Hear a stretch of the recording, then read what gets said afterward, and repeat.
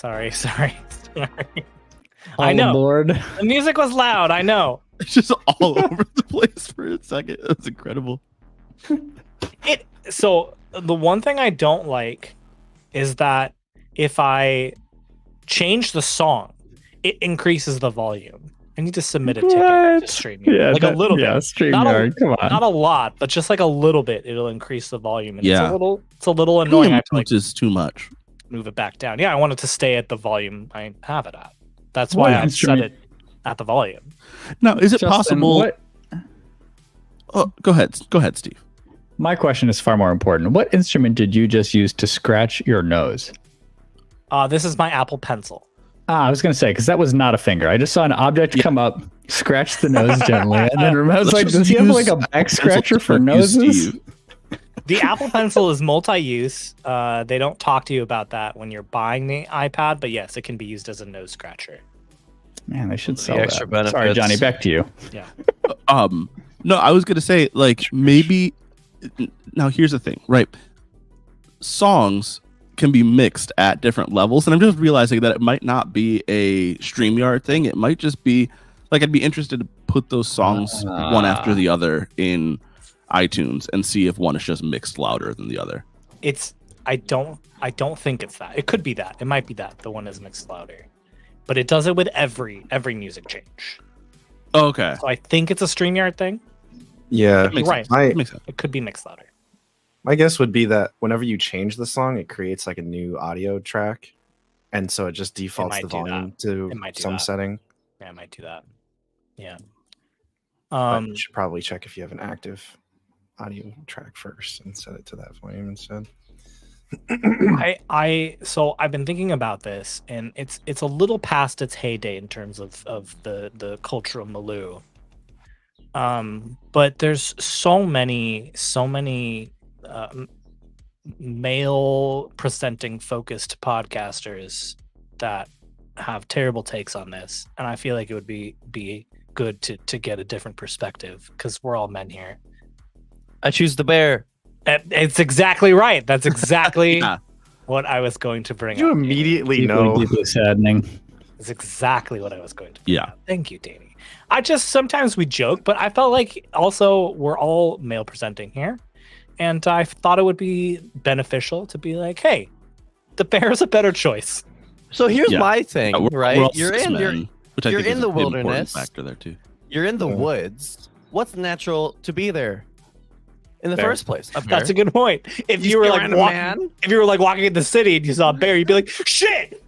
Yeah. I don't really trust men anywhere, let alone the woods. Yeah, to be fair, yeah. I choose like, honestly, I'll choose a chupacabra over a man in like the city. But, yeah, I mean, like, people aren't always asking for men to comment on more things, but like, I do think it's interesting from our perspective because I genuinely believe we have a large breadth of the masculine experience here, and I think hopefully that's why people like what we have to say. But I just like having experienced, growing up with my wife, because we were both children when we met, just to be clear. I did not know that. That's so cute. Yeah, we were 16 when we met. So, but just like what life was like for her, like I'm 16. I'm an idiot, right? I'm just like playing video games at home. I'm like, maybe I'll walk down. It's like midnight. Maybe I'll walk down to the Speedway and get some, like, the gas station, get some snacks. I don't care. And like, she's just walking home from work at 10. It's like 10 o'clock or something, and she's like calling me, and I'm like, what's up? We weren't gonna like hang out today or anything, right? And she was like, there's just a car following me, and I need to be on the phone right now. And I was like, what do I do? I don't know. I just never even like thought of that. Like, why should women be afraid? I can walk down to the gas station and not have that experience ever. Yeah. So just that, and how consistent that was, and it still is to some extent. Like, yeah. So I would also take the bear in both situations, actually. Not because I think I can fight a bear. Just to be clear, we're not that kind of dude. I was about to say too. No, right? That's another Clarify. conversation of all these men be like, yeah, I could take a bear. Like I could absolutely not take almost any wild animal. Yeah. I want to be clear. No dude could take a bear. Yeah, if the I feel like bear that's actually less wants of to the kill question. I feel like Yeah. more comes down to, would is- you rather get mauled by a bear or have God knows what done to you by a human being? You know? Yeah, well, like I think it's pretty safe to say that with a couple of exceptions, and those exceptions being very small, any animal that is willingly fighting you is going to win that fight. Yep. Pretty much. If there's any size to that wild animal. I think It's the the body fox. count, the yearly body count of the mongoose, or is it mongoose? No, badger. Honey badger? Wolverine. Oh yeah, Wolverine. Wolverine. I think Wolverines the yearly body count, because remember, it's like Honey hundreds badger. a year. I think that's proof that we aren't nearly as capable as we think we are. No, absolutely Mhm. not. Yeah. I've seen what a beaver can do to a man, and let me tell you, I have never even tried to It think can- about that. I had no it can- frame of I reference. knew Like somebody who a got attacked powerful- by a beaver while kayaking, and it was Oh no. ugly, and he almost didn't live. Wow. Wow. But yeah, no, I think like, you know, and I think not to just to pull out like a small piece of what you were saying, Nick. Like obviously I agree, and I think like there was that like element of the fact that so many men, there are a lot of men who would be safe in the woods, but they don't understand why a woman wouldn't be. Yes. And Yeah. which is like Yeah. the whole reason that not all like that all men en masse are not safe to be around, because like Yes. Yep. like even Well, the how men who wouldn't do something wouldn't intervene because they don't understand and recognize like the need to intervene, which is a huge Mhm. part of the problem. And it's like that Mhm. split. The question is that split second, like, what would you rather encounter? And like, the woman doesn't know if Right, you're exactly. the type of man who's gonna be like, just walk Yeah. past you, or if you know. So like, Yeah, you're- and bears are predictable. Like if it's a black bear, make yourself Run. big and be Yeah. aggressive. And if it's Yeah. never run, Justin. If it's a bear, Oh. never ever run, no matter what Never kind of run. bear it is. Yeah. Never run. run. Someone else If said. it's a Someone black- else said. If I don't it's know a who black said that. Someone else said that. yourself Polar bear? big If it's a polar and bear, make a just lot accept of noise. Yeah, if it's a black bear, make yourself big, make a lot of noise. If it's a brown bear of any kind, play dead, because they will not. Brown bears will not scavenge. So if you play dead and they think you're dead, they'll leave you alone. If it's a polar bear, it doesn't matter what you You're do, you are fucked. If it's a And- polar bear, then you have to find Jacob and try and see if he'll make you the next leader of. The If it's a polar bear, that means He's you can referencing leave the something, I don't Snowpiercer. know. And that means Do you none can of you get know what off I'm of your referencing right now? coats. You're I referencing didn't. Lost. I was referencing Lost. Oh, The sorry. polar bear I've and never Jacob seen don't Lost. appear in the same season, so it's a I little bit know. confusing. It's the but- first season and the last. You said season. Jacob. I thought you were referencing Twilight, and I was like, there are no polar bears in Twilight. What do you see? So, What is he the talking about? Yeah, fun fact about polar bears, side note. Because the ice caps keep receding, brown bears are actually moving further north. I did know Specifically that. grizzly bears. I didn't know. And They're they're starting to mating. breed with Yep. polar bears, Yeah. which is Yeah. a terrible combination. Uh-huh, because uh-huh. Yeah, grizzly bears Kodaks are, in particular, which are like a more aggressive Kodak. version of a grizzly bear. yeah. So they're like already the most aggressive version of grizzly bear, which is like the biggest bear, combining with polar bears, which are just killers, straight up, will kill everything. It's not good. It's really not good for anyone. And Yeah. they're able, because they're interbreeding, they're able to come further south now than polar bears were, because Yeah. they're more accustomed to the temperature. So it's not good. That and I the polar So I bears choose the giant bear. looks like- I choose the bear unless it's that bear. unless it's that Yeah. bear. Yeah, polar bears though, they're the most territorial bear like on the planet, and if you are close enough Mm. for them to see you, they will chase you until you are dead. And they'll Yeah. just keep Yeah, yeah, chasing you. Yeah. Like This has been not a bear. lot stops them. This has been Bear Facts with Dwight Schrute and Dwight Schrute. And here's the thing. With all of the bear facts that we have provided, all of that to say, bears are some of the scariest animals on the planet. I And choose the bear. choosing the bear is still the correct choice. Better option. Yeah, I think we're all in agreement. It's here. true. It's true. It's very It's a true. very, very sad, accurate commentary on It is. Yeah. the work we have to do. It is. It is. Yeah. And I also like I'll this is going to be like really vulnerable and not funny in any way, but like I am a survivor of assault myself, and like which is to say like it is also not safe for some men with other men, you know. Yeah, and it's like it is not 1 in 33. just a women problem. There's work to do all around. And like as men who consider ourselves like safe, we need to do a better job of recognizing who isn't and doing what we can to stop them. Oh yeah. I wonder what our demographics are, because we're talking to you guys. Yeah, we're talking the audience. The audience. Not it's predominantly male. And this is from Spotify. I think Spotify is the only demographics I've been able to see. But there's a decent amount of female presenting people that are listening to. That's good. Identifying. Yeah. So anyway. Balance.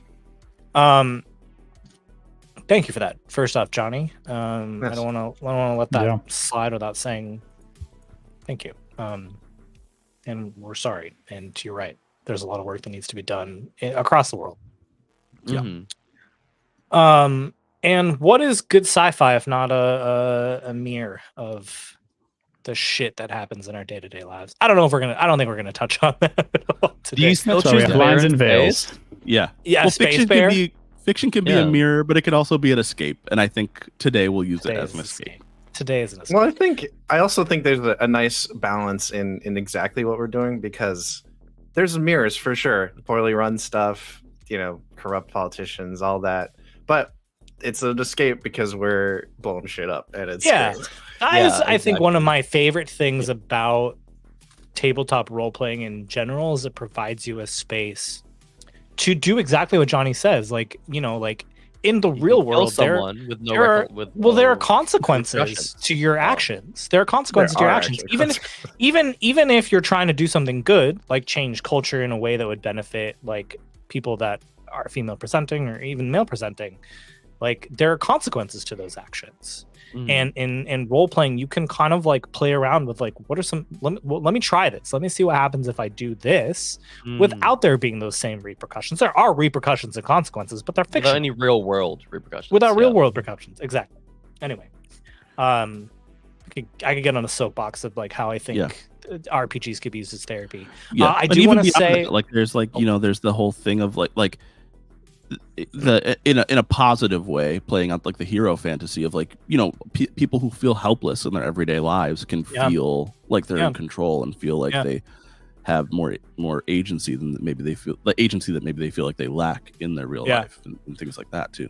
I love trying to play charismatic characters because I don't feel like that in real life. So I think thank you for that, Justin. In real life.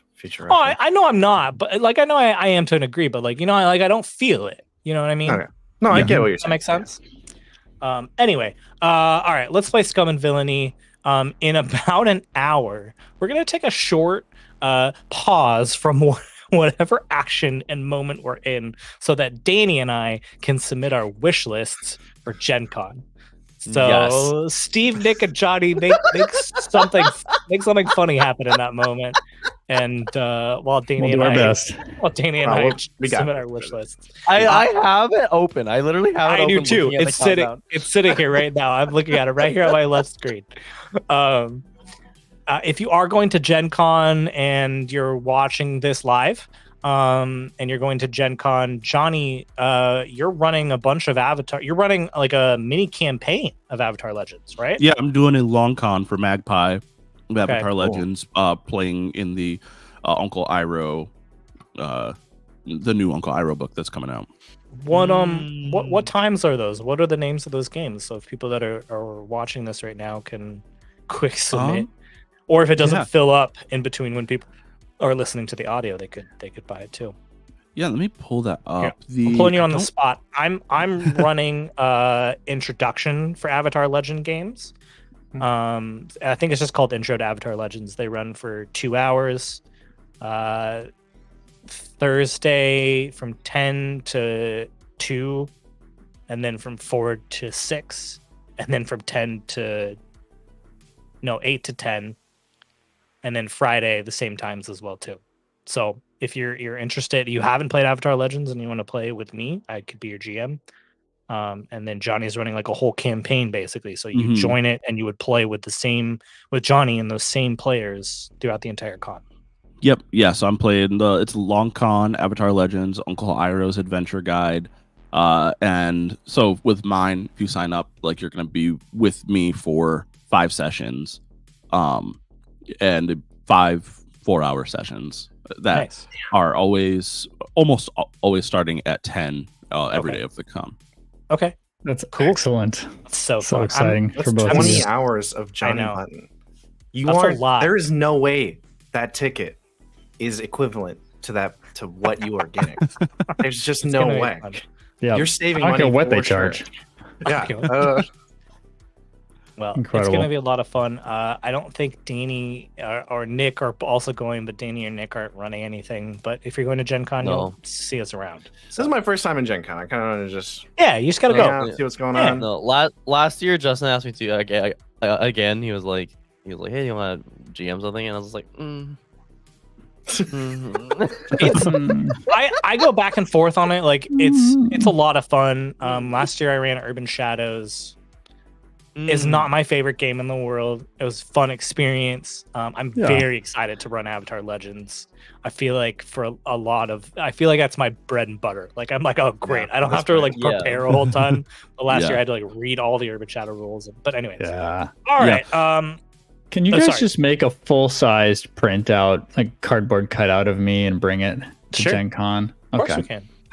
Thank you. Wait, Get one of actually, those- though. Get one of those No, like we like actually are Segway going on in a stick and put you on an iPad and have you just Yeah. be. Well, I do have that blow up of my hat. We just need one, Steve. I think. Yeah. And Yeah, exactly. Steve. carry Yeah, around. we'll do that. That's I funny. would really appreciate it Yeah, let's do it. That's a for funny the idea. photo ops I and think we're things gonna like do that. that. We're gonna do that for sure. We have to play Scum and Villainy. We have to get Aw, man. to. We got. I'm sorry, we can't talk about bears and Gen Con all morning. Would you rather encounter a bear? Very at Gen Con? interesting. Would you rather battle a bear at Gen Con or a man at Gen Con? Well, it's predominantly male, so You guys good still luck. choose the bear. So I'd really like to encounter a woman. Actually. Good luck. Just to get there. Much safer space. So fun. All right. Last time, I don't remember. The bad side of recording 2 episodes at once is that I confuse them a lot. I like forget where one episode ends and where the next one begins. I think last episode was just downtime and the repercussions of escaping the governor's mansion on Nightfall. I think we opened on you like the tail end of that job and getting out, and then we did all the downtime stuff. Yeah. You Sounds right. brought the information to Yatu. And I mean, and the really only other big thing is that you are at war with House Malcleith. It is something that is happening. You are at war with House Malcleith, and as a part of the entanglements, Aaron sent a video and called Praxis on a video call and showed him shooting Havok on video in front of everybody. No, Only it's just in front of me. Just you, yeah. Just to reveal that it was a clone. Where's the real Havok? What an expensive taunt. What an expensive taunt. Yeah. Wallet And he flex. told me he was Plus, gonna I kill would the real really do this Havok. flex. Yeah. Well, it does. It serves a lot I of said, "Do it," purposes. and hung up on him. You said do it. Yeah, you said do it, hung up on him and said, Gears, figure out where that call came from. Which is funny. I'm realizing like you just said that, didn't explain what the call was about at all, really. You just said like had to do with Havok. All right, I guess. And the call came from the desert planet of Shimaya. It's always a desert planet. It's always a desert planet. Desert planet of Shimaya, all the way in the Breck system. So we saw you engage your jump drive, make your way to Shimaya. Oh man, this is so interesting. We just gotta open. I think you still have to like find there's a lot you still gotta do, but we're just gonna open. on that. I feel like it would be like we would be looking at space, and the wormhole would open, and the Montressor would jump out, and then the camera would pan around back, and we'd see you above in orbit, the desert planet of Shimaya. Oh, okay, well. The desert planet of Shimaya. What do you do? I don't know. I guess Gears calls a meeting of the three of us. The ship is really empty right now. So empty. Praxis is still in the shower. Graves. Why do you think we're here? Oh, there he is. Yes. So, Praxis, I don't really know why we're here. Is there? Aaron has Havok. Yeah. Hostage. Potentially dead. Hopefully, they're able to prevent that. That's what I was going to ask. If we know he's alive. Last I saw, he was. All right. Conditions for his release? I think the conditions are, as long as Aaron is alive, Havok is under threat. So we kill him. Yes. Immediately. I think it's quite important that we do. Graves, grab everything. Okay. I put a hand on Praxis before I step out to gear up, so there's no deal on the table with Aaron. No, and there was never a deal that he would honor that left our whole crew alive. Yeah, no, I'm sure he would have said some dumb like, "Oh, give me Praxis, and I'll give you." Yeah, no, I don't believe him for a second. He'd kill all of us the moment we tried to walk in there peacefully. Let's go blow this joint. Graves steps out. What? You've landed now on the planet? I'm fine with that. What? Any reason to have a different approach? Yeah, no, I'm fine with landing. I think we're doing an assault, right? Yeah. I mean, my question, I think there's one question in my head too, which is you don't quite know where it is. Oh, I guess we're scanning the planet. Okay, so we don't have an exact location. Okay. Yeah. I'll scan the planet to try Trace to the like, call narrow to a down. planet. If that doesn't work as well too, there's also the Collude Academy, which is one of the more populous places. So we could here. like ask around. Okay. Exactly. Yep. Yeah. And that's really cool. You can see the Collude Academy from the space. There's like giant towers of like rock and stone.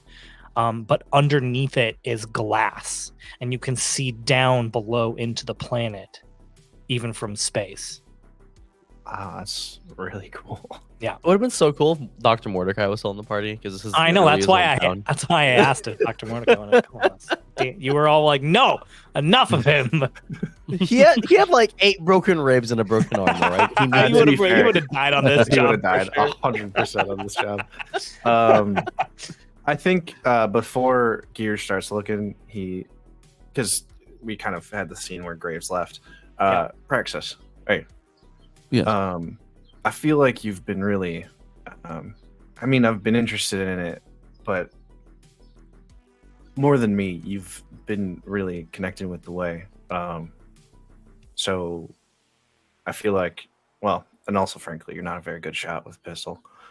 Pull out the Crown of Shadows. Wait, what is it called? Sorry. The Wreath of Night. The Wreath The of Shadow. Wreath of Wreath of Night. Night, yeah. Yes. And I'm like, all right, I think you would get better use out of this. Are you sure? Yes. I think we really need everybody firing on all cylinders here. So, All right. Thank you. you're welcome. What does the wreath do? I'll put it back in the chat. Cool. Maybe put in what it does with the gemstone slotted into, because I'm about to do that. Do you have the gemstones? Yeah, I got them from. Got them from Yatu, I think. Yeah, I asked for them when I met him. Yeah, because he was going to get them to Havok, I think, right? I said I was going to give him the Havok, but Yeah, this yeah. actually fits very nicely into the plans I have. You already That's know he right. wasn't gonna But give them you the said Havok. you're gonna give them, and so he gave them to you. Yeah.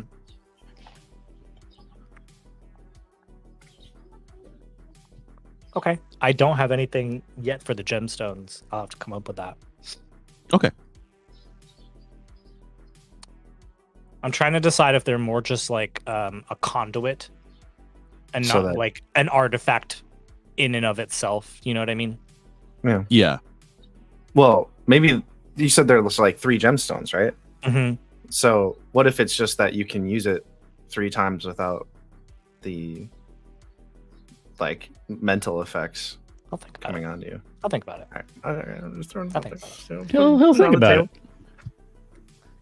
Think about it fast, because you know I don't like waiting on using artifacts and such. it's coming. But, It's coming all right, almost immediately. You're gonna have to give me a Yes. moment. I do have, if you wanted to potentially explore the tenet, that I do have.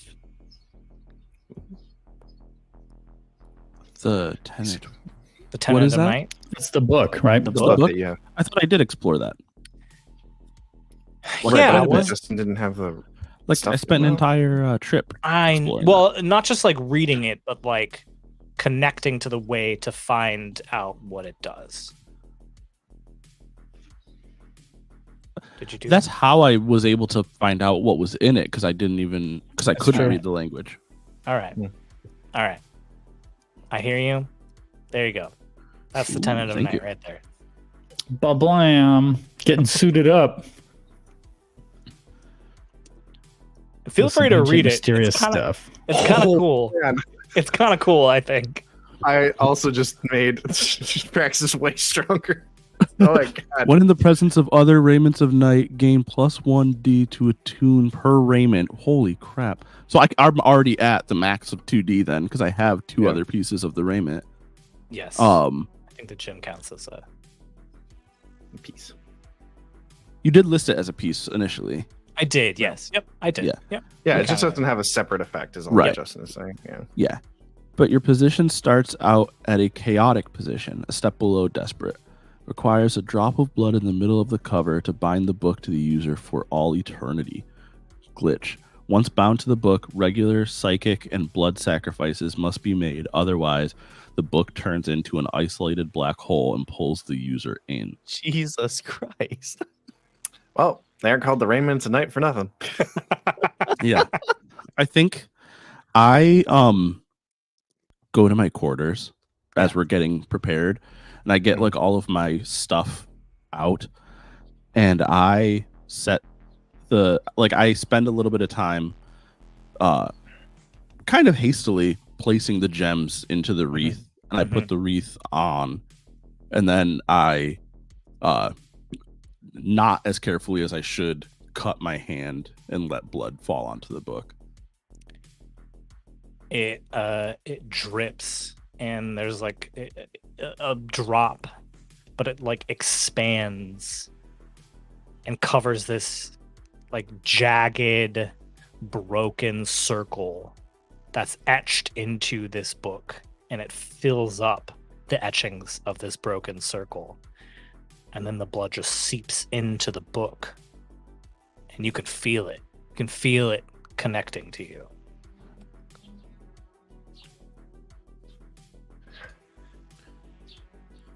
All right. Man, So just cool. created Sauron. Anyways, moving on. What? Oh, sorry.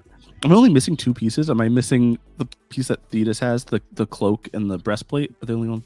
there The was one more. cloak is by Thetis. The armor, and then there's the sword Right. Yeah. as well. But I have a bead on both of those because of the Ashtari cult. Yes. Yep. Cool. Okay. Sorry, were you done with the scene? Yeah. I come out with a heavy load Yeah, you do. Yeah. Anyways, yeah. So Gears just I'll start with a scan. I mean, to try to gather information. I'm sure that I like that. they have defenses against that. Yeah, it's like, where is this? Where did the call come from here? I'm gonna roll with Rig. Yeah, I think that makes sense. I don't think it's a fortune roll. I think it's something you're actually doing. Why can't I? There, no. There we go.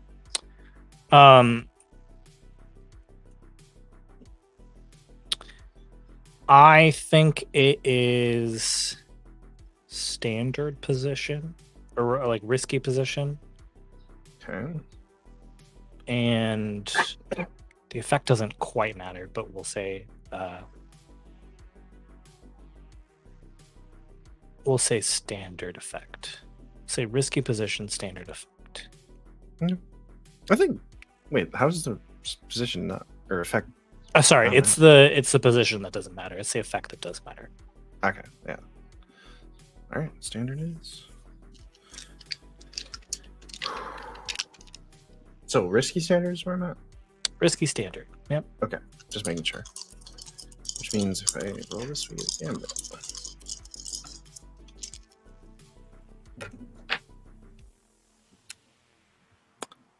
4. Come. I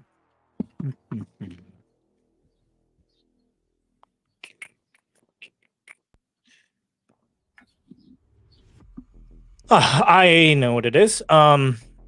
Nowhere near the Khalid Academy at all. You like in the middle of the desert. You Great. Find a like decent sized manufacturing plant. Strange that it's just out here by itself. That is where the call came from. You can see smoke rising out of the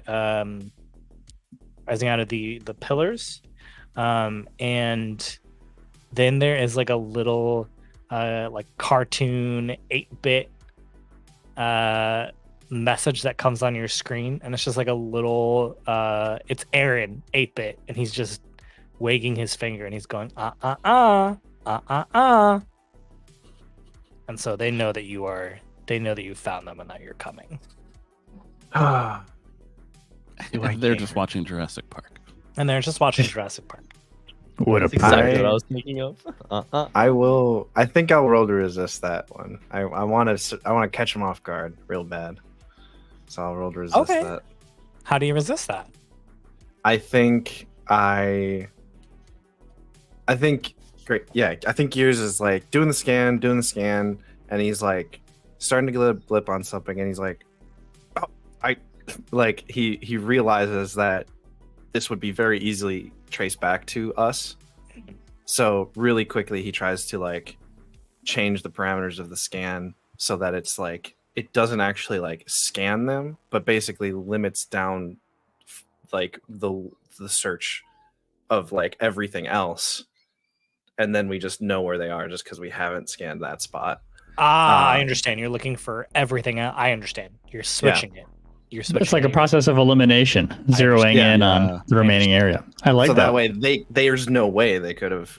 Well, no, obviously, if I fail the roll, then wait, no, I can't fail the roll. You can't. No, you can always resist right. this. Yeah. Yeah. So he realizes that was a stupid decision and tries to switch the other way. That's very smart. I think that's resolve. Resolve. Okay. Roll and resolve. Well, he makes that roll. I have a quick question. The wreath and the tenants, do those count towards my load? I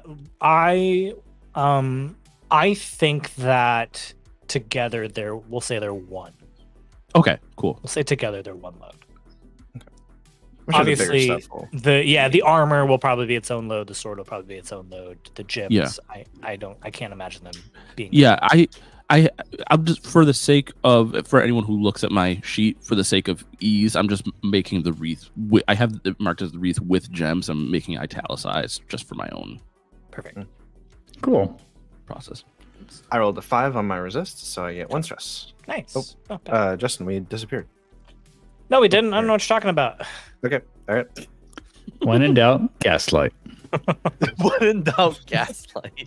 Thanks, It's worked for me for years. Oh God. What are you talking about? What are you talking about? What? I Wait, have you accidentally. gaslit me? Have you been What are you gaslighting talking us about? this entire time? You guys are crazy. That's crazy. That's crazy. You guys are nuts. All right. You do. By the process of elimination, you find everything on the planet of Shimaya that is not this signal. And therefore, you find this signal. Epic. All right. Yeah. Oh, yeah. On Gears pops on the con. All right. Yeah. All right. I figured out where they're hiding. Are you guys ready to blast in? Yes, let's Ready. make sure we leave no stone unturned, eh? I already This- looked at a lot of stones today. Sounds like assault to me. Yeah. But Oh, if, yeah. if you think it's something else, please tell me now. Let's get Havok. Infiltration. Oh, and a pepper. What is the point of attack? Front door. Do we have a decent gun on our ship now? I forget if that was part of the No upgrade or weapons. not. Nope. No That ship was- weapons. Yeah. No. Our biggest weapons are all attached to you, bud. Alrighty. That's not Throw me even- at it. That is absolutely correct. That is not even like an exaggeration.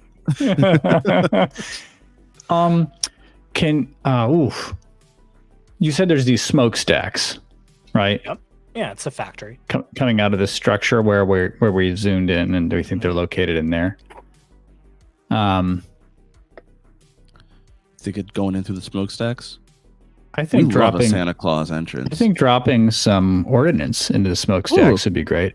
And I have some. I could actually fire some at it too without even getting off the ship or asking you I to do hide. Now you're not- thinking with bombs. If that is what you're planning to do, we are now you are not planning. I need you to stop thinking about all the contingencies and the extra things you can do. You've chosen Sure. assault. What is the point of attack?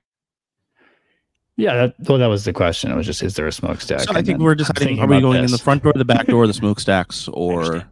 trying Yeah. to punch a hole in the side? And that's, I think, the only noticeable thing that was described so far. Was there anything else as far as the structure, Justin, for a point of attack that would You help have us to get- answer your question? You would have to scan it from your ship. Okay, or get so there's closer. nothing visually obvious besides what you've described. It just looks like Yeah. a factory. It just looks like a pretty standard run of the mill mechanical factory. Here's the thing, Okay. I think to Justin's point with some of the planning stuff, right? Like I think what I know of our characters, we're probably all chomping at the bit to just get in there and get Havok. Like I think we see the smokestacks. Let's just say it's the smokestacks, and we figure And out. Sure. what And it was. again, Yeah. not just that, but you guys have already come up with the plan. Even though you have not Yeah. talked about what And the if we plan haven't, is. we have. Yep. Even I if you gotcha. haven't talked about it, all you have to do is tell me the point of the attack. Yeah, Smokestack. I understand, Justin. It's just that sometimes I'll ask a question to help me understand how I could even meaningfully Sure. answer what that, Visually. what I a point understand. of attack I mean, is. Yeah. to be fair, you can come up with it too. You can come we up could with the just point say, of the attack. You don't have to base it off of anything I tell you. I'll drop straight into the glass cube that I see Havok inside of. Okay, well, there might be some things that I push back and be like, well, I don't know about. I don't know, What Steve. about that? Glass roof What at about one point. I don't know, I've Steve. noticed they've opened the skylight directly above the open container that Havok is in. Let's just Yeah. drop a rope down and pull him out. And it's empty and there's no one in there. It's crazy. Just another Yeah. clone trap. Justin turns it back on us. That'd be amazing. And then Anyway, Aaron's just like, I can't believe you fell for that. Why would I do that? now this is a fun mechanical piece, Justin. I don't know how you think about this as GM. So if I use when I'm out of the ship and I'm on a mission, quote unquote, I mark load without question when I'm going to use a detonator, for example. Mhm. Yeah. Do I also do that now, even though I'm doing stuff from the ship? Okay. Yeah, cool. I think so. Yeah. Cool. All right. Yeah. Because Well, that's otherwise, what I'd you like would to just do. have unlimited load in your ship. So our plan is to, let's say there's multiple smokestacks. Our plan is to drop down drop some explosives down some of them. Okay. And then drop down one of them ourselves. It may be too hot. Might be too hot. Yeah. As long as Justin doesn't kill us instantly. But yeah, I mean, I would say throw the bombs down there to mess stuff up, and then we use an appropriate entrance that would be less obviously dangerous. Typically, a smokestack is a point of egress for something hot. Also, And like we might burning, not want to just jump down a smokestack. Straight into a furnace. Yeah, I just want to make sure because we were talking about point of entry technically, so I just wanted to. We're not entering through the smokestack. This is starting to sound like the explosions are a diversion for your actual plan, which means we still haven't answered the question of what is the point of attack. I did say before any of this happened, front door. Okay. And I think we've circled back to that. So To front door. let's front door time. Are you landing and walking or like running? Are you? Yeah. Ooh, we can use our speeder bikes. Jogging. Perfect.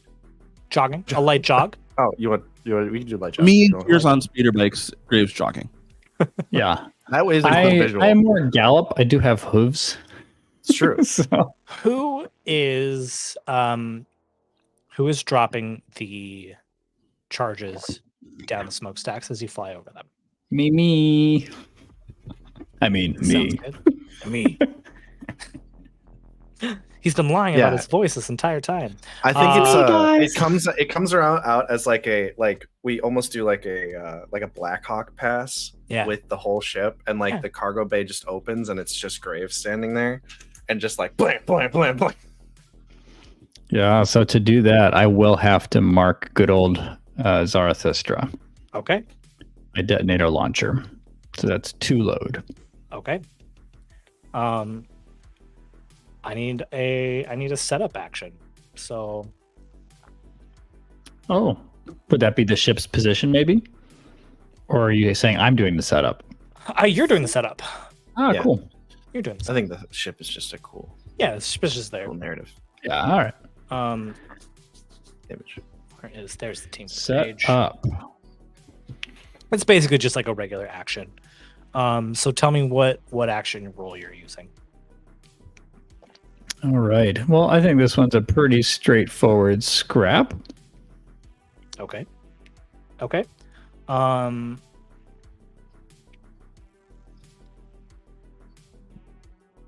Now, clarify something for me. This is just to cause some damage. This isn't like a. You're not trying to what's the word I'm looking for? Cover up or like hide where you're actually coming into, right? You're just trying to deal some damage. It may cause people to spread out and respond to various locations. So that's part of my intention is to thin out. Okay. Whatever is at the front door. That helps. That helps for sure. I think then we're looking at a.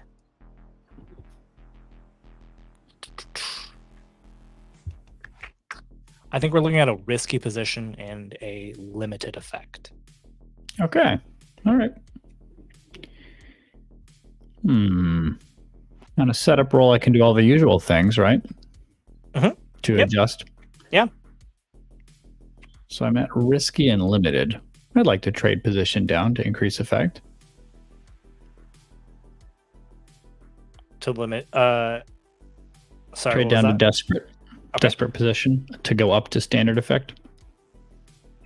I'm so sorry. I was just looking at the faction. Uh-oh. This is no effect. Oh. This is definitely no effect.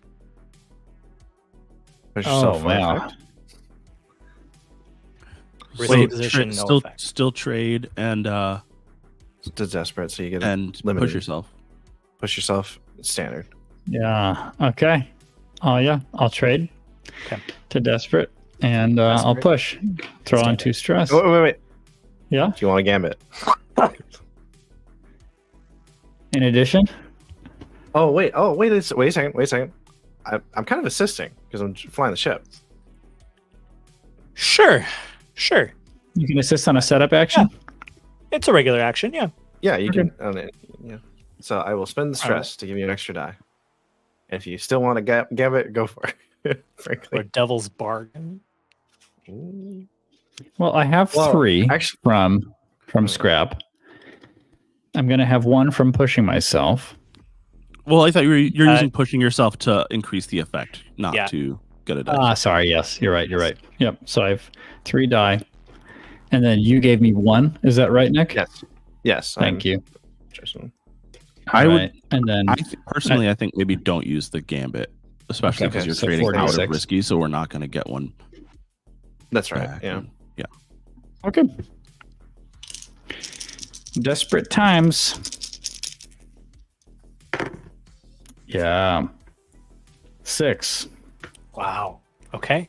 Okay, you said like that, and I was certain. I was worried as well too. I was like, great. You guys can't tell the difference between my excited and my sad Can you give us your excited genuinely knew it was a 6 when you said so I could. Can you give us a sad Yeah. And then the excited one again? Yeah. Okay, yeah. No, I'm hearing it. I can actually see the difference. One goes up and one goes down. Yeah, a little bit. Yeah, a little more oomph in the excited. Don't forget to mark prowess experience. Oh yeah, excellent. Thanks, guys. Thanks for indulging that. You fire off these grenades into these smokestacks, and they explode. And you continue on past the factory to land and hop on your speeder bikes to make your way across the desert field between you and the factory. I think this is now the engagement roll. Yeah. I think we don't even stop so it's like we do a pass and then we just curve around and land, and the whole time the cargo bay is open, and then Graves is still standing there, but Praxis is already on his bike. I run down after starting the landing sequence and get on mine, and then we land and immediately off of the ship. I in my head too, it's like the ship has not quite landed yet, and you still shoot off of it and land and keep going. Badass. I also, again, just really like the idea of Graves just running next to us. He's just sprinting. I mean, it's an incredible image. He's just galloping. He's probably got the physicality to do it. Yeah, or pretty close to. Yeah. All right, a die for sheer luck. Can I roll it this time? Yes, you may. Only because you told us off air that you're going to use the dice that have been terrible for you. So yes, Johnny, you may absolutely roll. Yeah. For the audience, I have these bone dice that I normally, you guys know, I normally roll rocks. I cannot roll well with these. I just don't. I love it. That particular set right there. Yeah. A dice for sure luck. Is it particularly bold or daring? I don't know. I don't think it's particularly bold or daring. It's pretty cool though. It's cool. No, I'm not. That's not. I'm not saying it's not cool. That's fair. But that means I don't think it's. But it's rad as hell. Okay, but it's not bold or daring. I just wanted some recognition. Come on. But I don't think it also means it's overly complex or contingent on many factors. You're literally just straight up assaulting, trying to get Havok. Yeah. Does it expose a vulnerability of the target or hit them where they're weakest? I don't think so. I don't think they're strongest against the approach. I think if Gears had not resisted that, they would have, because they would have known you were coming. But I'm not gonna take or give any dice for that. You don't have any friends or contacts that are providing insight into this operation, but I do think Aaron. Well, you know what? I'm gonna tip my hand a bit and say that there are no enemies or rivals interfering in this operation. Well, you don't have to hold that to yourself. No, I am gonna take a die away for that. We're at 0. Yeah, I think we're at 1, actually, because I had us at 2. Maybe I'm wrong. No, you just started with the 1, and I didn't take or give a dice for anything. Oh, I thought we got 1 because it wasn't overly. Or I guess maybe we still. It would. Sorry, normally it would be taking away 1 if it's overly complex or contingent. Mm-hmm. So, any other elements I want to consider? I do think this faction is very high tier. Mm-hmm. But you can't take any more away, so I can't. But I do get to give you 1 for Graves' setup action. Back to 1. But then back to 0. So here's where I think I'm gonna give you one. I think I'm gonna give you back that bold or daring die because I want to reward Graves' as a setup action, giving an extra die for that. Well, isn't it going to be rewarded on subsequent rolls as well? Anything that fictionally connects to the maneuver? It might, but yeah, it could come up again. But this is sort of the goal of the setup. This setup is specifically to help with the engagement roll. That's why I was trying to ask, like, what are you trying to get out of this? Is it that you're trying to divert people away? Is it that you're just trying to blow up stuff? Because that really changes if it helps the engagement roll or not. Yep. Okay, so 1 die? I think 1 die. Yep. All right, let's consult the bone. 6. Whoa! The bones have spoken. I knew it. Okay. I knew it. The moment it was said on air, I knew it wasn't going to hold true. I was like, yeah, no, that's going to clean these dice for Johnny. Thank you, Justin. It doesn't matter. You're welcome. I'm happy. I'm happy to be that. I'm still gonna honor my my promise. I'm still gonna roll with these, and I'll be nervous every time I roll. You start in a controlled position, and here's what that controlled position is. You are speeding through the desert, and you see these cylinders pop up from the ground, like dozens of them, littered throughout the field between you and this entrance to the factory. And I will say that Gears, you know what these things are. These are feedback speakers. So they just released this like mentally exhausting noise that just sort of like overwhelms your senses and like kind of forces you to like back away from them. And the field between here and the entrance littered with them. And they start to go off, but you have that jump where you kind of know that they're coming, so that's the control position. Okay.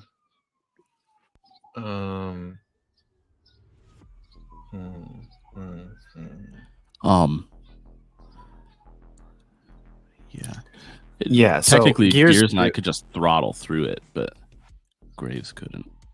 Yeah. How are we doing on load, everybody? I got room. I've got room. I've technically only marked 1 load. I have heavy load. I'm doing great. Danny is someone, probably, hopefully. Because if we wear spacesuits and they're hermetically sealed, we should be completely unaffected by any sort of sonic interference. But that's 2 load for something that's probably not going to be useful again. So maybe I should just be a little bit more. Well, if you're worried about Graves, what if Graves just jumps onto a bike? Can they handle 2 of us? Yeah, I think we've tried piggybacking it before. We've done this before, so it can. I mean, I see these things start coming up out of the sand, and Graves, leaps onto one of the bikes. Yeah, Gears hops onto the con because we're not going to hear each other just talking, and is like, those are sonic. Wait, sorry, what did you describe them as?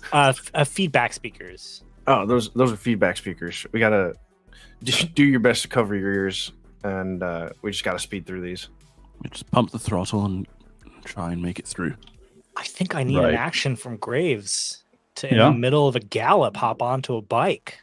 It's pretty cool, Let's though. do it. It's so cool. Let's do it. But also, there's risk inherent in that, for sure. So far, the rule of cool has definitely been the rule of this mission. Yeah, I'll help. Yeah. How do you help? Okay. He's jumping on the... Yeah, I position my speeder and slow down just a little bit so he can easily hop on. I'm tracking. Okay. Makes sense. What action do you think you're using? I think I'm scrambling. I think you are scrambling. I think it's controlled. It has to be controlled because that's what you rolled. For the engagement. Okay. And we'll say it is. I'll say it's standard effect. You'll get onto the bike. All right. So your help gives me 1d6. Mm-hmm. All right. I'll roll 4d6 for this. I feel great. Good about that. 46. I have 3 in scramble and 3 in scrap. I was joking because it sounds like you said like the number 46. It's a TTRPG joke. 5. 5. All right. On a 5, one of the speakers starts to go off right next to Praxis, and you can see that he scoots a little bit to the left. So you're gonna have to either withdraw and try a different approach, or you're gonna grab it, and then before you can pull yourself completely on, you'll kind of be dragged a little bit, and you're gonna take a level 1 harm. Or you can resist, which is always an option. Or you could not withdraw and just resist the consequence, the incoming consequence. Yeah, I'll roll to resist that. Okay. What do you do to resist it? Let's see. I'm picturing the back of this speeder bike as having at least something that I could kind of push to throw my feet up onto, even if I'm not properly on the bike. I could try to sort of like just do like an ab crunch and like hold myself off the ground so I don't get all that burn damage from the sand and the friction. Yeah.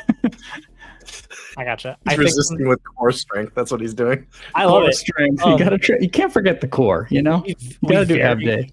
We very rarely see prowess resistance. I think this is definitely a prowess resistance, though. Yeah, for sure. Sick. Well, it's because the rest of us are a bunch of scrawny little weaklings. Foppish dandies. A bunch of fiddlesticks. There it is. Okay. Let's see. Resistance roll. Though a prowess resistance wouldn't be bad for me. I'm actually pretty stacked there. The only one I have trouble with is insight. That's what I'm for, buddy. So you're really trying to find the prowess attribute, which is however many check marks you have in that. Yeah, I have 3 skull, scramble, scrap, but so I just roll 3d6. I forget. That's what I was looking for. 3d6. Then you take the highest. Take the highest. Okay. Oh wow, I have the same amount of prowess for resistance as Graves does, which is kind of wild when you consider who practices. So just one stress.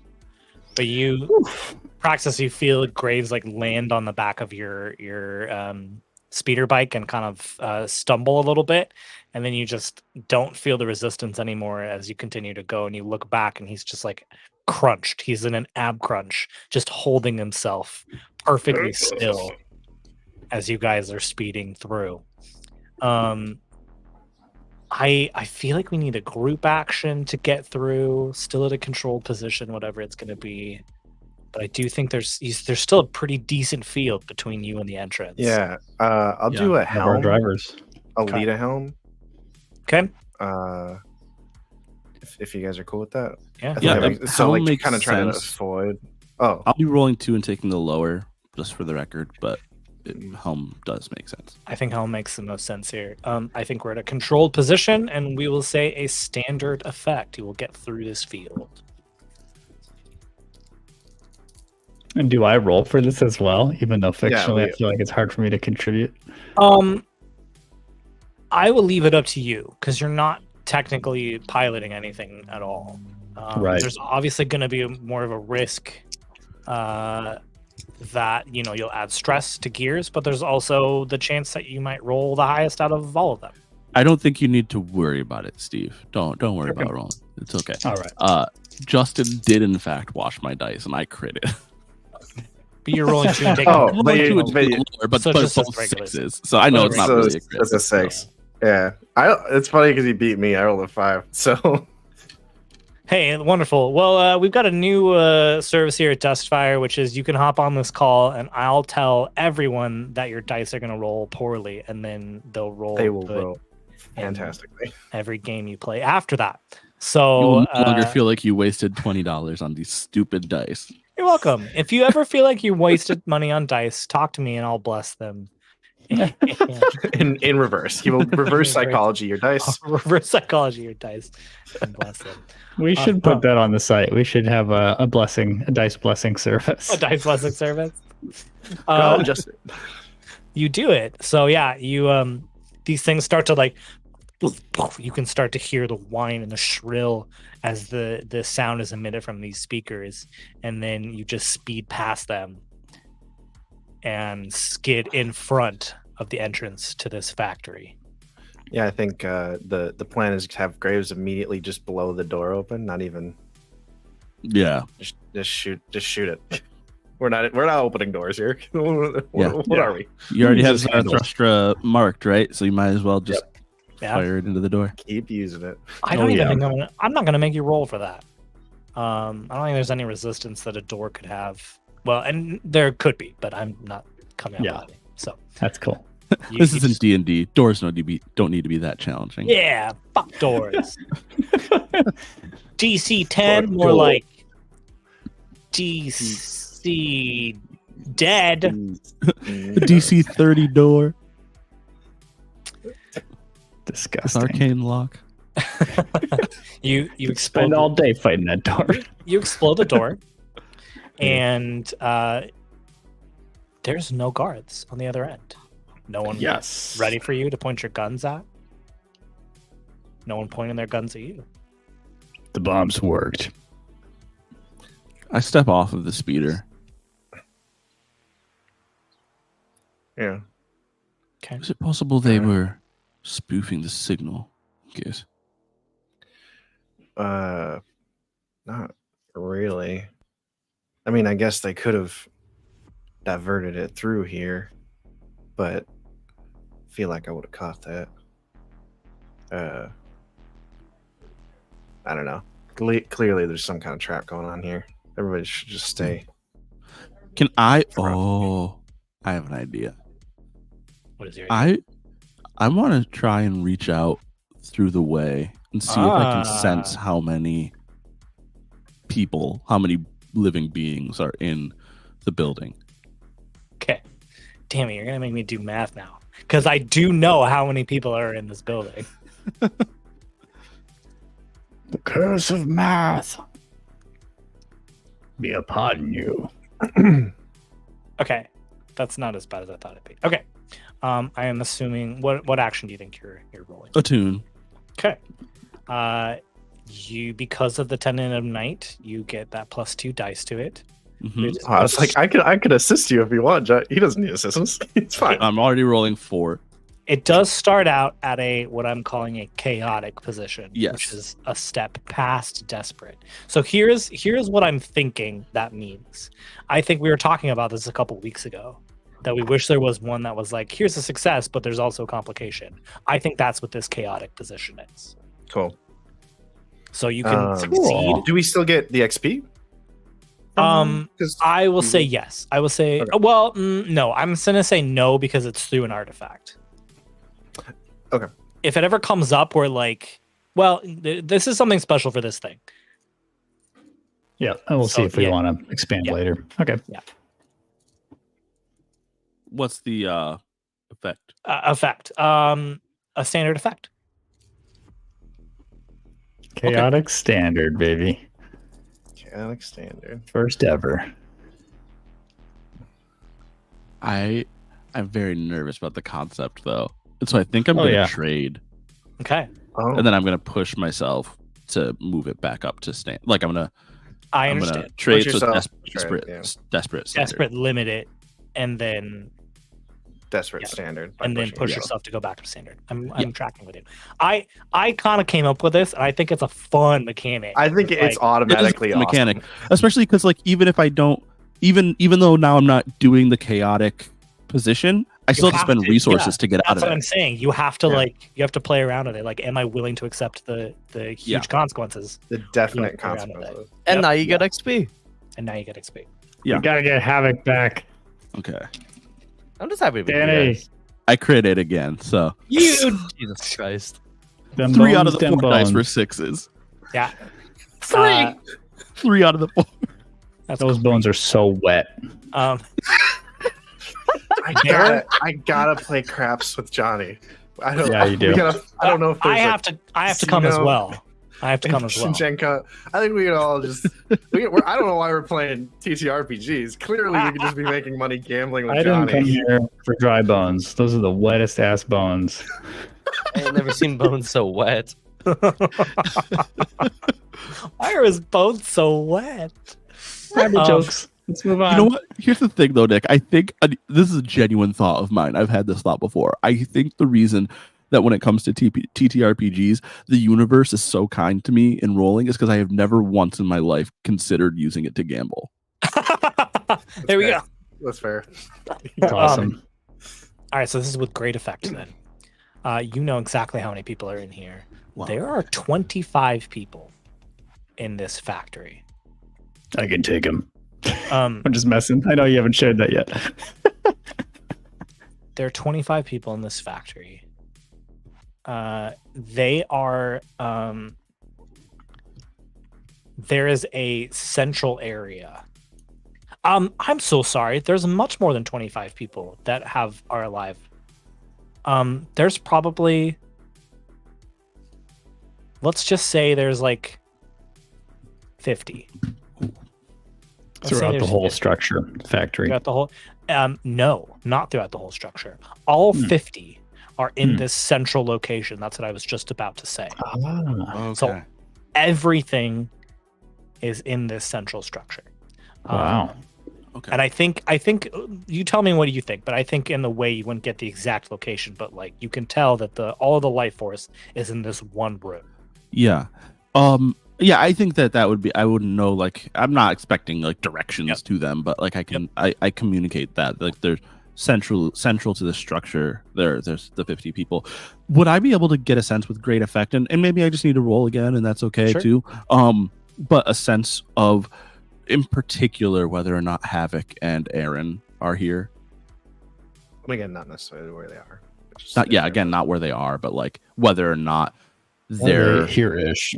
Whatever this universe's version of a spirit is included in these people I'm sensing. Can you pick that up? Oh, this is. He'll know if you're lying because he's a player. This is such an interesting question. And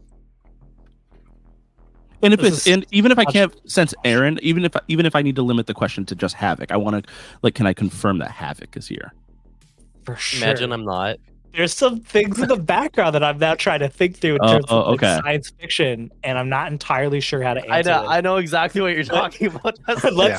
Let's see how the roll goes. I do think if you're trying to focus on it, I think another roll is needed. Yeah. Havok's clones all have identical spirits because that's the thing. That's what I'm asked. That's what I'm. Yeah. You joke, but that's the question I'm trying to work through in my head. Is amazing. Well, there's also I think depending on how we want to use the way, if it's similar to the Force in Star Wars, I think it is something that I'd be able to pick up on. For sure. But, for sure. No, I'm not saying you can't. I'm saying you can. The question is exactly what Steve asked. Is the clone what I guess are you the metaphysics of it and the science of it? Like, what are you picking up? Is it the soul? Do clones have a soul? Is the soul a copy of? The you know what I mean, or is there some other essence that you would be able to pick up? Yeah. Well, the question, I think there would be something else I'd be able to pick up on because there is a pre-existing connection between Havok Prime and myself, and the clones, depending on how they've been created and conditioned, those clones don't have that connection with me. I think even if the clones contain Havok's memories, the clones don't contain the actual essence of the connection. I'm tracking. You're picking up on the connection that you have with Havok. I love it. Philosophy of personality. I think it even works with the lore that we've established because a lot of the way stuff has been there's the genetic memory and accessing that and those memories are not genetic for those clones. They are programmed into them.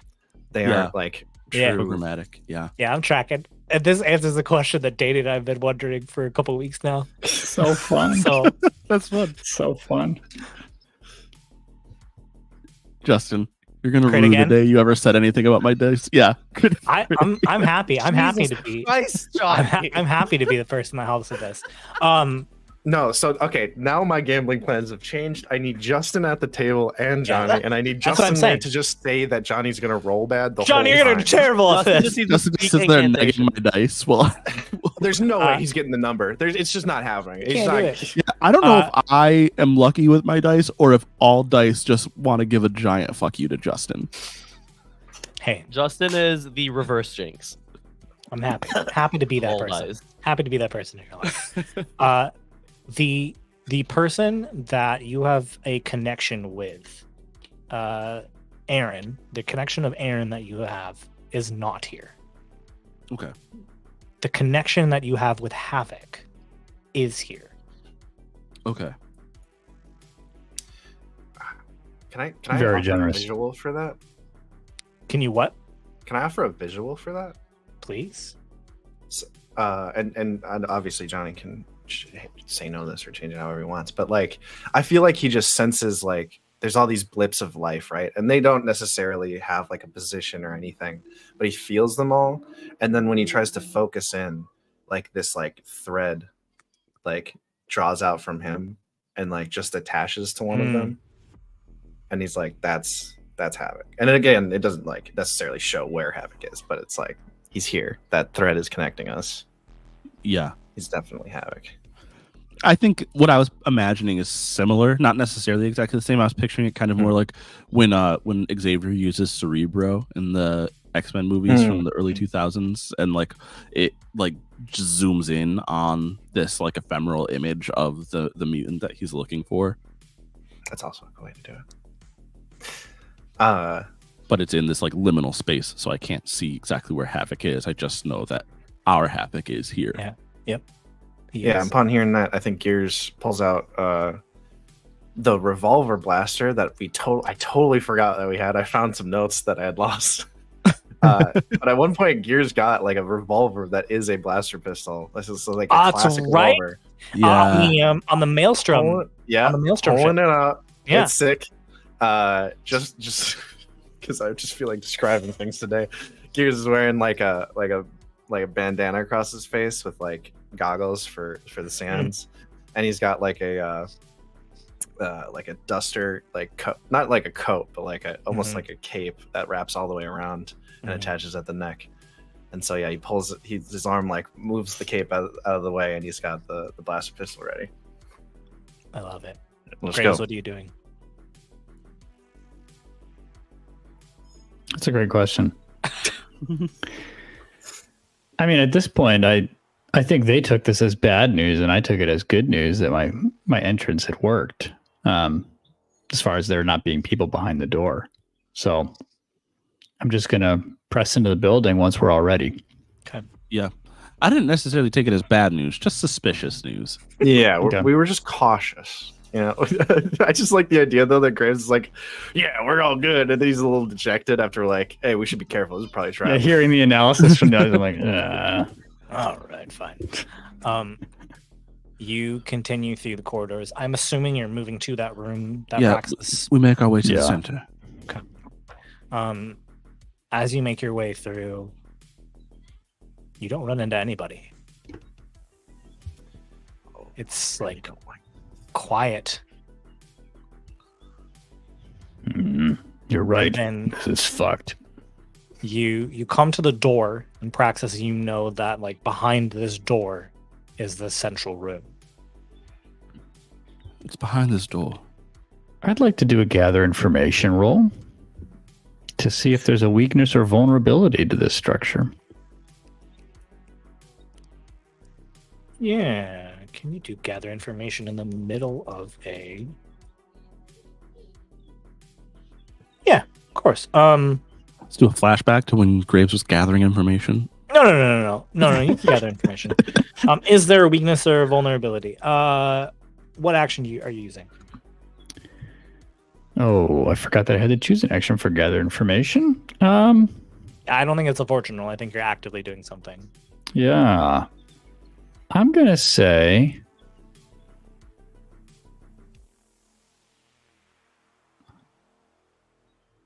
What am I looking at just in general, Justin? It's like It's just a giant metal door. A giant metal door. There's nothing like, it's not like a structure within the structure that I can like walk around the perimeter or climb it or anything like that. No, you're in a hallway. Yep, you're in a hallway. We're just facing a vault door. Yeah.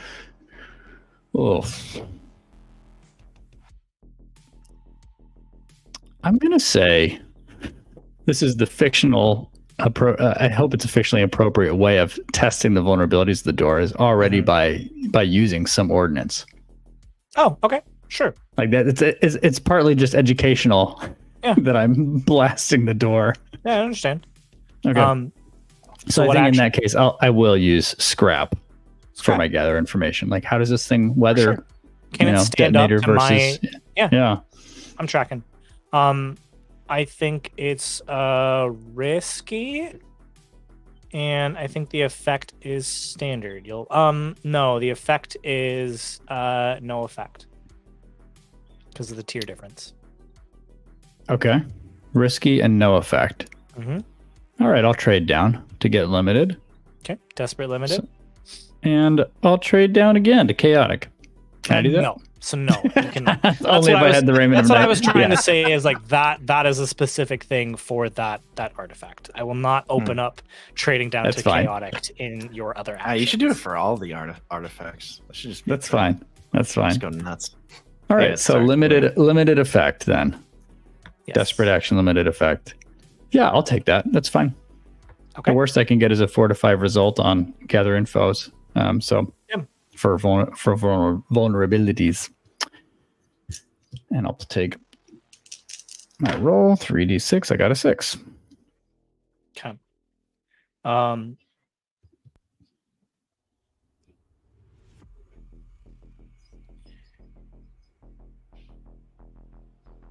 You're pretty certain that while just your grenade launcher is not enough to open this, you've got a couple of ways to get in. You could try and find the password.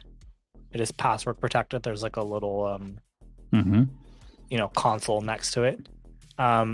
Or a significant amount of ordnance. So more than your grenade launcher, but there's a pretty good chance you could, with a lot of explosives, you could blow open this door. All right. I can look for more explosives, but can you hack this, Gears? Yeah, of course I can. I just wanted to leave it up to you, It was fun. I mean, yeah, it would have been nice if we could keep the blowing up doors thing going as I'm just like chatting as I'm trying to hack it's a much better door. Stupid door. I assume you're hacking. Yeah, I will pull out my fine hacking rig. It is risky, and even with your fine hacking rig, it is no effect. God damn it. Okay.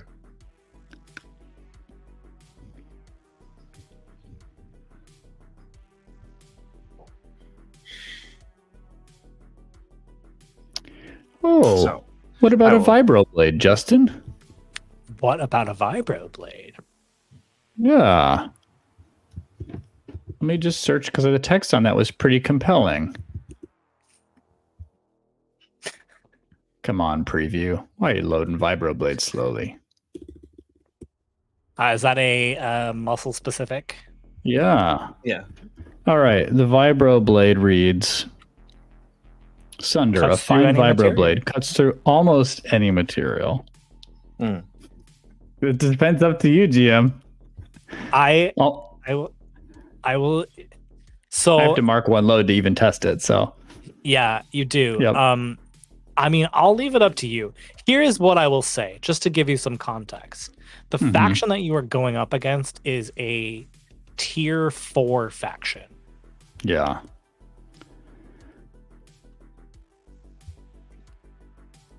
Yeah. I believe there's only a handful of tier 4 factions. So like, yeah. There's only 3. Yeah. No, there's a few in each category. Oh, there's only one tier 5. There's only 3 from the hegemony. Yes. Yeah. All right. It's a tier 4 faction. Okay. I'll back off that then, because my sense is that even though you didn't spell it out, my gather info would have indicated to me that it takes X amount of bombs, which probably also means it's beyond my vibroblade scope. I think it's more of like an X amount of time with the vibroblade, like Yes, yeah. Yeah, we don't like, have all day. Again, you could do it with the vibroblade. It's gonna start out at no effect, and you're gonna have to, play around with how you increase that. Yep. Okay. Fair. So back to hacking. Risky, no effect. Risky, no effect. I'll trade for effect, so I'm desperate with limited. I'll push myself for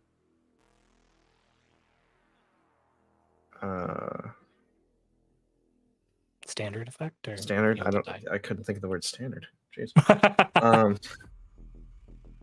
Yes. That's it. Okay. Desperate and standard. Oops, I marked that on Graves. That's my bad. Oh, I moved. Okay.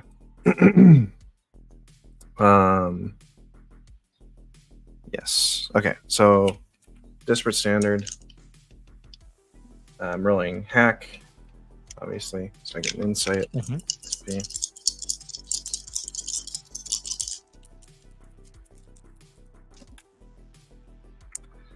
5. Okay. You do it, but there's a consequence. You suffer severe harm. Serious complication occurs.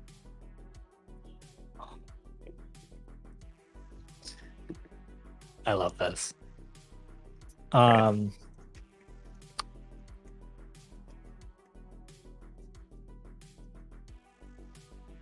There is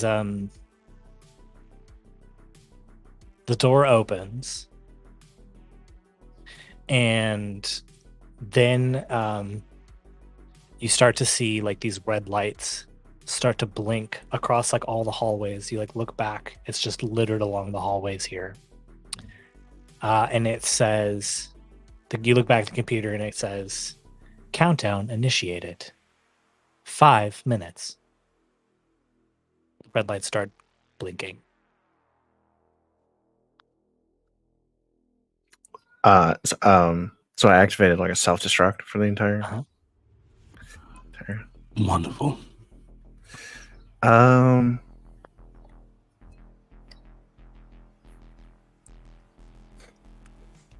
jeez.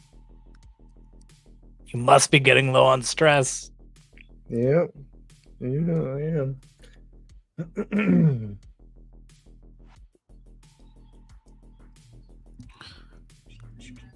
And this is going to sound ridiculous, but it's a genuine question. We can't resist for each other, right? You can protect. Protect. Yeah. It's literally what that is. You step in to resist the consequences for You just have to fictionally appropriately explain how you do that. Tell me how. Yep. Yeah, I think I'll just do it. Are you going to how are you on stress? Because I could protect. I have room for 4 stress, so I need to roll a 3 or higher, or I'll be taken out of the scene. Resist. But I think, I think I resist. I think I'll resist.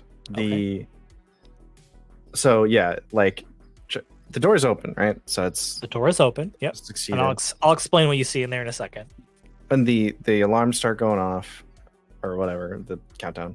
And I think that still happens. I think the resist is that Gears is like quick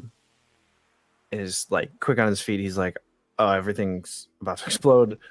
We need more time than 5 minutes. I think he goes into the self-destruct protocol, and it's all locked down, that he'd need like a bunch of access codes. And instead of doing any of that, he just messes with the code that makes the clock count down, and he just loops on like 4 minutes and 30 seconds. Just it keeps counting up to 4:31 and then down to 4:30 and then up to 4:31 and then down, and it just keeps doing that over and over and over again. Okay. I'm gonna tell you. So he doesn't disable it. What? Yeah, I'm gonna tell you. I think it's Well, let's just roll. Yeah. I think it's resolve. I think it's resolve. This is juicy.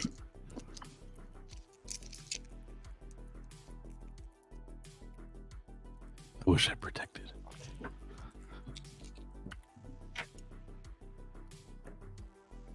I rolled a 6. So I don't Amazing. get any. No stress.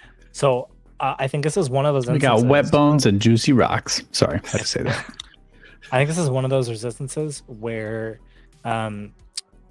you do not get rid of the consequence completely. Yeah. But I do think you've given yourself more time. I think So that's fair. I'm going to make an 8-segment clock rather than a much shorter 6 or 4-segment clock that I was going to make. If we end up in trouble, I might be able to do something. I'll hold back on what it was going to be. But self-destruct goes off.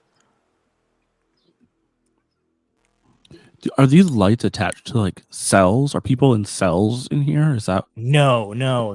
So I haven't even described what you see in this Cells. room yet. These lights are through the hallways. It's like all throughout this entire factory.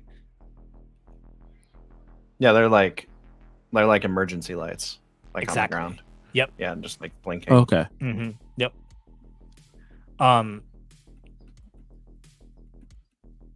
I will describe what you see in the room in a moment. It is coming up on the time that Gen Con Wishlist goes live. So this feels like a natural time to just take a little We have our break, priorities straight here. to just hang Yeah. out for a moment, for a couple of minutes. That's fine. That's Yes. fine. I did send you, Justin, a text message that a proposal for what the gems might do, including a potential glitch. I think it's simple and straightforward and not OP. So the fun thing I think about artifacts is we can kind of make them OP. Like Yeah, you can make the artifacts as kooky as you want. And that's been my like guiding post when I make artifacts is like, what's the craziest thing I can think of? That's actually Yeah. the scientific term for artifacts is kooky. That's Like, why I'll they call just- them kookologists. I'll read to the rest of you what I proposed to Justin, but I think it'd be cool if the gems could act as like charges, like each gem basically like, so basically it would give me like 3 charges per mission where I could use them to increase position or effect at will without having to like spend any stress or anything like that. They're kind of like their own gambit. Yeah, essentially. But then except they wouldn't give me dice, they would just be moving position or So effect. I But their kinda- glitch, my proposed glitch would be that once they're expended, potentially at least the next roll, if not all rolls, would be chaotic from that point on for the rest of the mission. for the me. tenets I made for you, because I knew you wanted to have extra dice to your attune roll without adding extra dice to your attune roll the normal way. So I added the mechanical thing. I kind of like moving away from mechanics with artifacts to just have something like wild and crazy that like you can just do.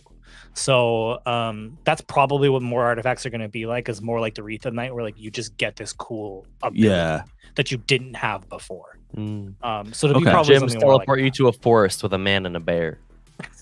you have to choose one of them.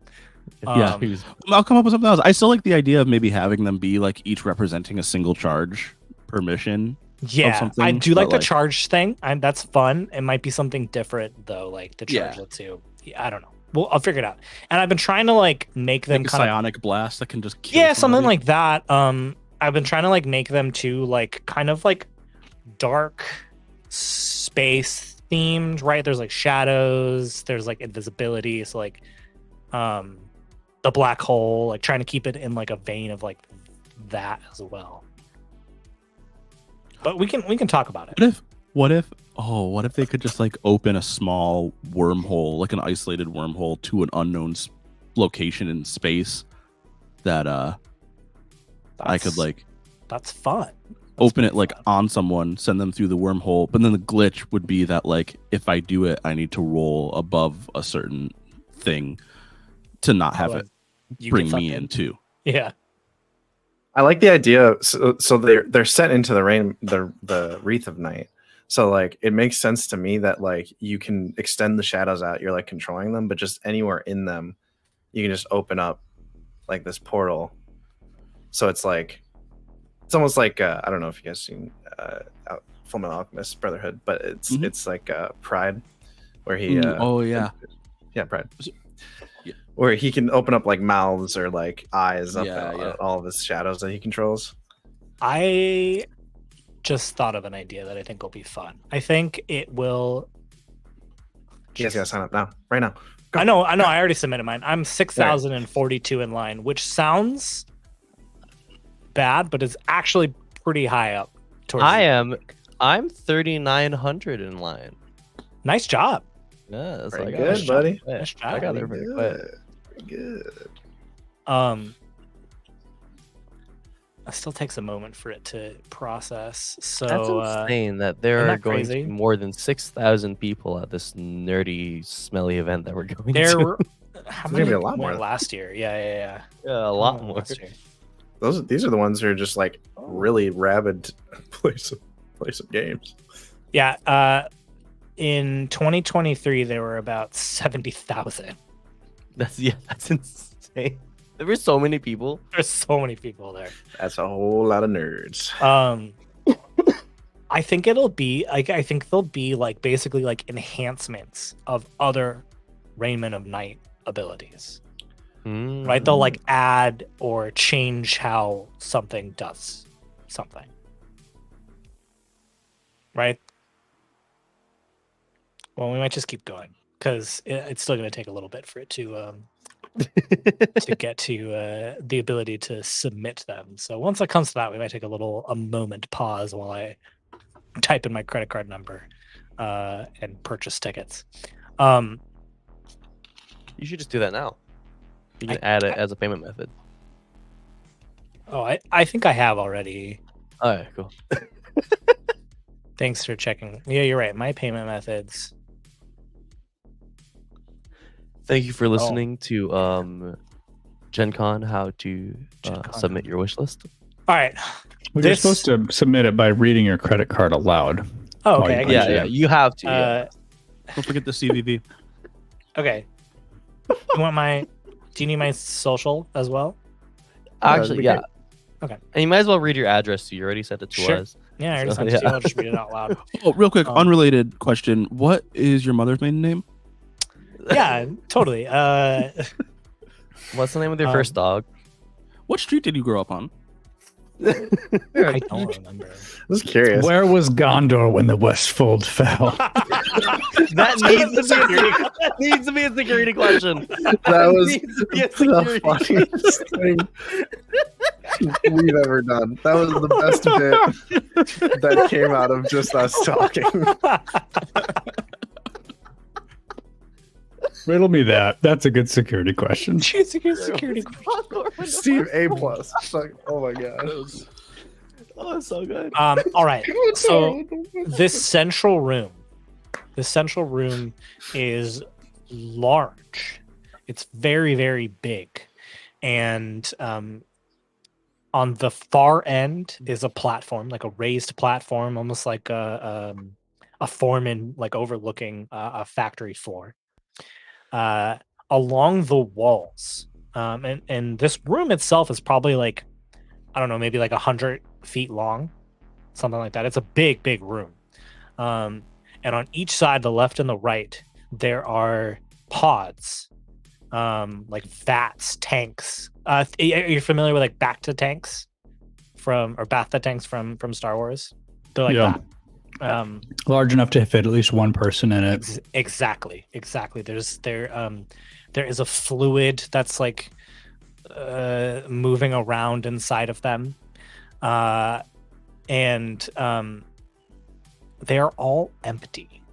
They all do have nameplates though, so you can see who was in here. In the center of the room is the unconscious form of Havok. The form of Havok or Havok? It looks like Havok.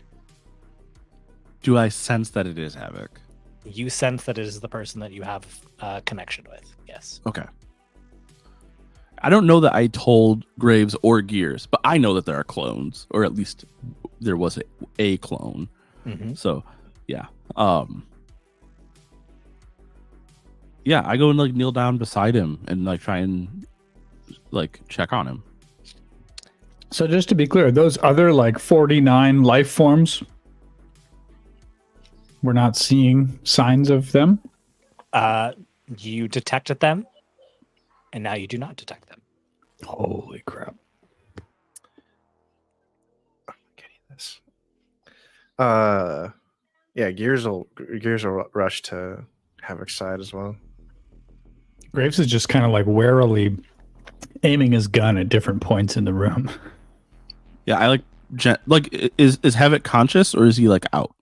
I think you're coming too, Havok. You wake I'm with coming Gears' too. hand on the side of your face. I think once he's come to enough, he jolts at being touched by Gears a bit. Shh. It's all us, right. Havok. You're all right. Oh. The fuck am I? What the? Wait, what planet are we on? Shimaya. Shimaya. You're on Shimaya.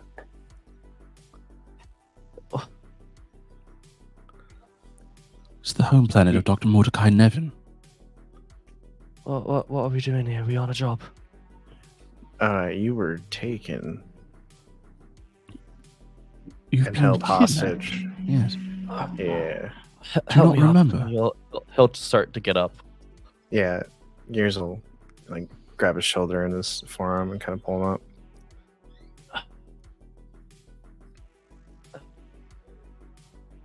I remember leaving Warren. While After that, while Havok's talking, and before we let him get off of the bed. He's just on the ground.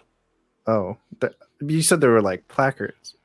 He was my bed literally is just the on- entire floor. So until I there's leave like this placards. planet, There's placards on each of the tanks. Like the back to tank things. Yep. Oh, okay. And he was just sitting on the ground. Okay. All right. Sorry, what were you saying? Your last memories were leaving Warren. yeah, I got drunk off my ass. Stole a ship. Yeah, sounds like you. The tracks, and that's it. You don't remember a thing after that.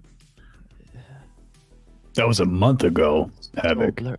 Yeah, that was a while. Yeah, it's quite Is that right, crazy. Justin? Approximately? Like, it's Sure. been a while, right? Who cares? Cool. Sure. Now Now it's a month. It's been a year. I feel so Okay, it's so not that long. authoritative. You're so powerful. It's all a blur after that. Yeah, I guess we'll have to keep a close eye on you. Can I do a flashback, please? Sure. What do you want to do? To a month ago when Havok was still No.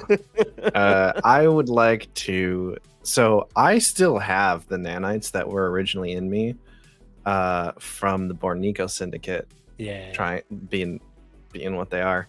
Yeah. And I would like to say that, for a while I've been working on, messing with them and using them for different things. And when I learned about this, oh wait, did you tell us about the clones, Johnny? Oh no, the clones don't matter. I think immediately Gears is worried that, and was worried upon hearing about this, that Havok would be, something would be put inside of him, some change would be made to him. Mm-hmm. So he took the nanites and made them, instead of like just designed to like override and splice the like audio visual input, to look around for something else, other nanites, some sort of implant. It's been a month. There's a high chance something was put inside of Havok. Yeah, that's why he's doing this. So With his the flashback is setting up for that. It's like a bunch of little vignettes of like, you know, working on the side project and just messing with them. And then in like the moments before we landed, like quickly just figuring out a way to make them be able to identify, you know, any sort of foreign elements. Sure. I'm not gonna make you roll in the flashback because I assume you're gonna like scan him and roll like in the present. Yeah, that's fair. But I do think it's at least one stress to do that. Okay.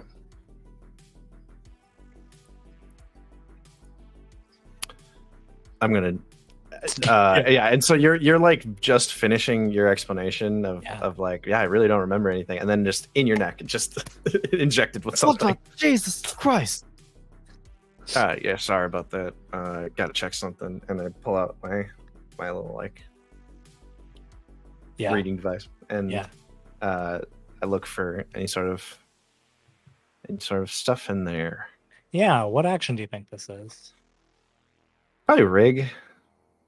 And Okay. using the nanites and trying to get them to find something. I think it's risky, and I'm gonna say standard effect. Okay. I'm just gonna roll that then.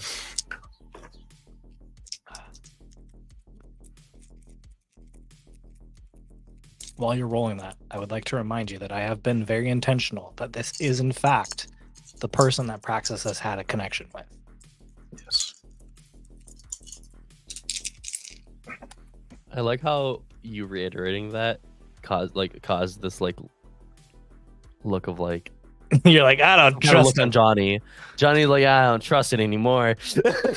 Very genuinely, he reiterated that, and I was like, okay, now I know something's up. Something is up, but I wanted to reiterate that so that way that information. Something's up, and it's Havok.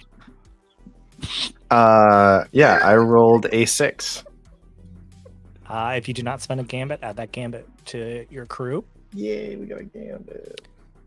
Gears, you're poking around in this body. Mm-hmm. There are elements that you can't even read. They are not human. And I don't mean like viruses. I mean like internal organs. Like actual structures in the body that are not human. The parts that are human, though, you very quickly realize are cloned tissue. And that this Havok is a clone. Giz, what the fuck are you doing? I got bad news and then I got worse news. Which one do you want first? Can we leave? Can we leave fast? No, I think we need to talk about this. I think we need to talk about what's going on, Giz. Praxis, you're sure that this is our Havok, right? What the? I was sure, but Justin, to that question, I've been walking around the perimeter nervously, just aiming my gun at things. Sure. As I go by all these nameplates on these tanks full of fluid, do any of them have Havok's name on them? You do find one that has Havok's name on it. What the fuck were they doing to you? And I just shoot Havok's empty tank to let some of the liquid out. Yeah, and the glass shatters and the liquid just seeps and pours out. Graves just squats down and just like sniffs the liquid, just like deep waft. It's like a medical, like it's like a stabilizing medical liquid. All right. Well, it's a good thing you're sitting down, Havok. So again, worst news or bad news first? Worst. Yeah. What Graves said. I will reiterate for Praxis. I can also feel my connection to you in the way. but I think that means that. Wait till we get a room to get the keys. Well, okay. I guess the worst news first. You have alien stuff inside of you, like organs I don't recognize, and just things that probably shouldn't be in there. Like someone put for them a in normal there. human. Kind of, but they look pretty integrated. Someone's put alien things inside of me. Well, that's the other thing. I don't know about put inside of you so much as grew. Because the bad news is that you are a clone and have been the whole time we've known you. Probably. You're being hilarious. Obviously, I'm not. So that's your organs ridiculous. say otherwise. They all have these genetic markers. They mean that they are artificial. All of your organs are, which means they're just like replaced clone tissue. You're a clone.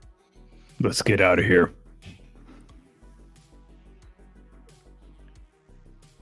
Yes, can we talk about this more on the ship?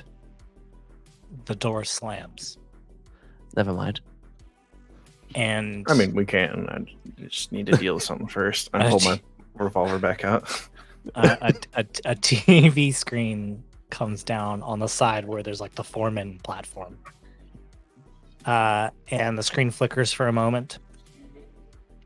And then when it comes to, you see a figure that is standing back in shadow. And it says, the crew of the Montresor.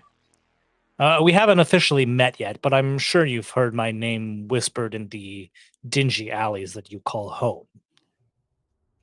Vorex, infamous shadow broker. And then he steps out of the shadow, and you see a gray, gaunt, tall, humanoid-looking figure. And your worst nightmare. Well, more precisely, that goat's worst nightmare. And he points in the direction of Graves. Why? We'll get to that. You see, I've been following your crew for some time now, and, well, to be fair, I've been following Graves and Havok for most of their lives. With Havok being my son, obviously. And I try to keep tabs on all of the Ramden in this sector, given our mortal enemy status that the Ramden and the have. That's right. The guy thinks he's an I am in fact the last surviving And I remember why I left specifically. Or a madman. And you can, this looks... well, I'll say it, Graves, in your vision. This looks exactly like the things that were fleeing from the Ramden in your vision. And I think maybe there's a moment, Praxis, of your head that a memory flashes back and you remember that this is the person that was interrogating you. Oh, do soften your face, Graves. I can see your tiny brain trying to put this all together. Oh, I know you have the tenets of night. Yes, I know all about the raiment as well. In fact, the Cult of the Seekers were kind enough to get me this. And he steps out of the way of the camera, and you see in the background on full display is a full suit of black obsidian armor. Pretty sure Praxis wants that. Steps back into the frame. And once I have the full set and control the gate, well, let's just say there will be no way for the Ramden trapped on the other side to ever come back, all thanks to that little virus you so graciously helped me field test on Nightfall. Thank you for that. Now, I have to take care of a couple of things. Speaking of the virus, you saw the injected version, I believe, yes, in its final stages. Do you just have one more field test to make before I can safely call it a success? And Please then put your I'll respirator on. collect the two raiments and assist the cult of seekers on Voss, and well, then I think I'll pay your little mystic friend a visit. And as he says this, gas starts releasing into the room. I will not make you roll though. I think you were able to put the respirator on. It's not like it'll ever maybe come off at some point though. Oops. So two last things. Praxis, I think you might be very interested on that name over there. And he points to one of the Bacta tanks that's further away. I cautiously take a few steps back to look at it. It is the name Diana Valeron.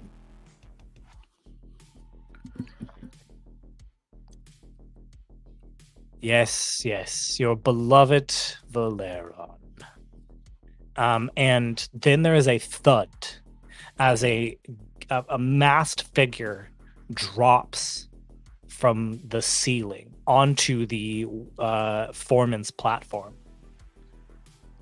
And Graves and Praxis, even with the mask, you both recognize this person. Graves, this is Aya, or it looks like Aya.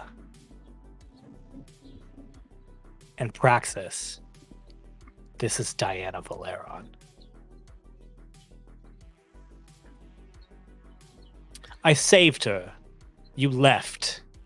It was very Romeo and Juliet. She was fine. She came to in my company, and I turned her, well, not her. I turned her clones and her into this. And as he says that, all throughout this room along the sides, 24 other identical masked female assassins drop down. Graves leans into Praxis. Who's Romeo and Juliet? It's an ancient book. It's a play, actually. Very tragic, star-crossed lovers. We were not Romeo and Juliet. Was very tragic, wasn't it? There is one more tragedy as well. And that's that I thought it would be interesting to make Diana into something more. So yes, we cloned her, but then I turned her into my little pet project. And she became the first of Project Hydra. And then the screen cuts. Sorry. The screen cuts. You're good. The screen cuts.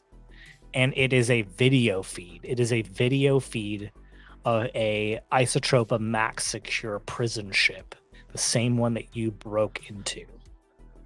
And it is a camera feed of Graves just decimating what was Diana. A brainwashed Diana.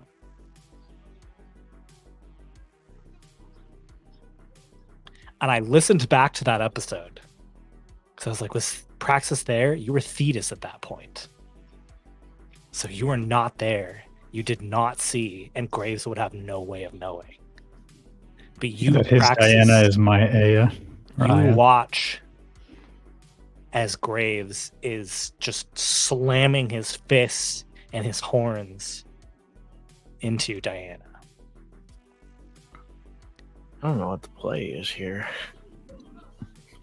So you told him that his boss love, which is hilarious, you didn't want to marry her anyways, is alive. She was my fiance, like, not my love.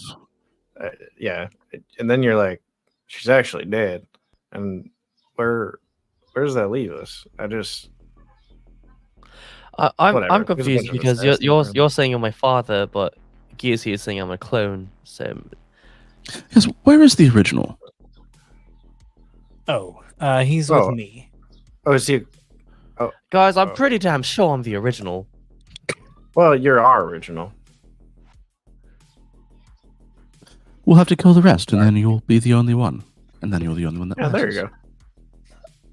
I can work with that actually. I actually genuinely like that idea. There we go. I have to buy tickets for Gen Con. Sounds good.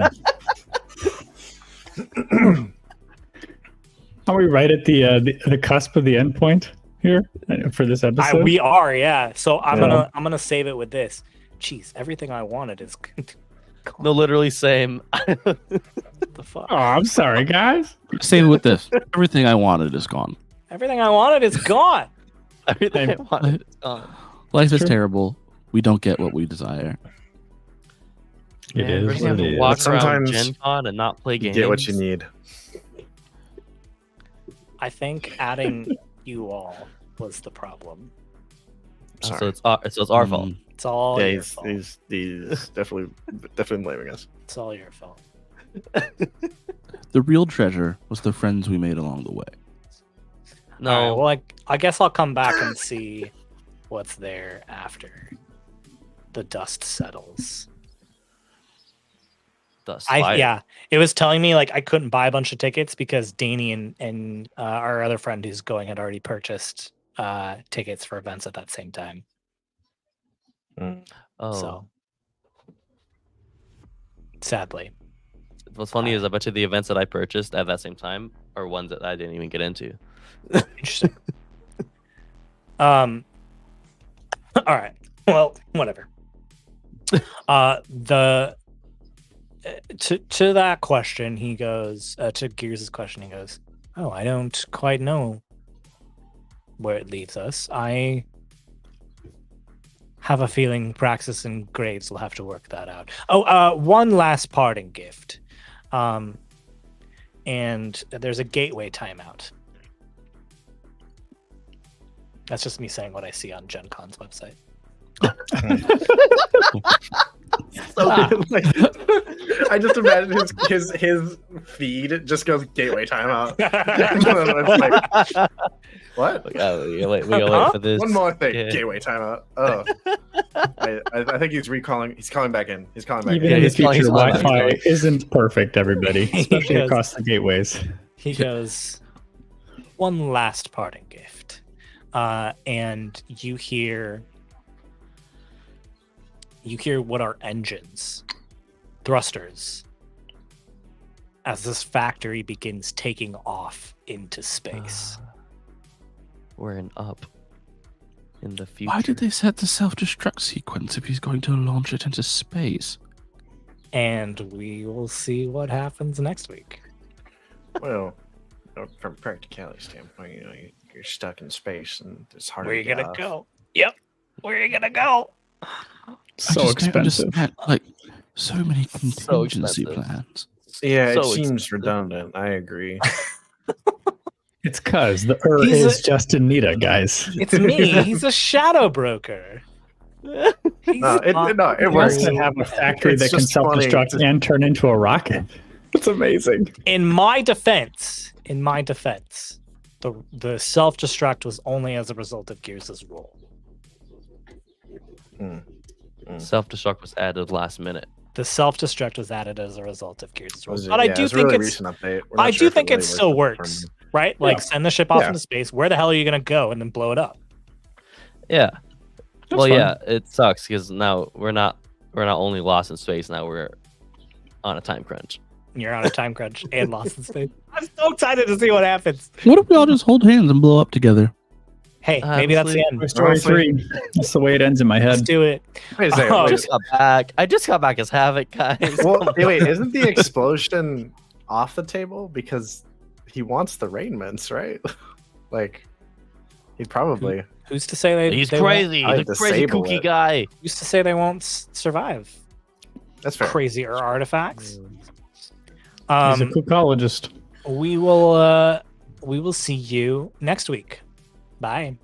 Bye. See ya. Bye. Study the kooks. And for those watching us on Twitch, we'll be back in 15 minutes. So 45. Do your worst. See ya. Bye.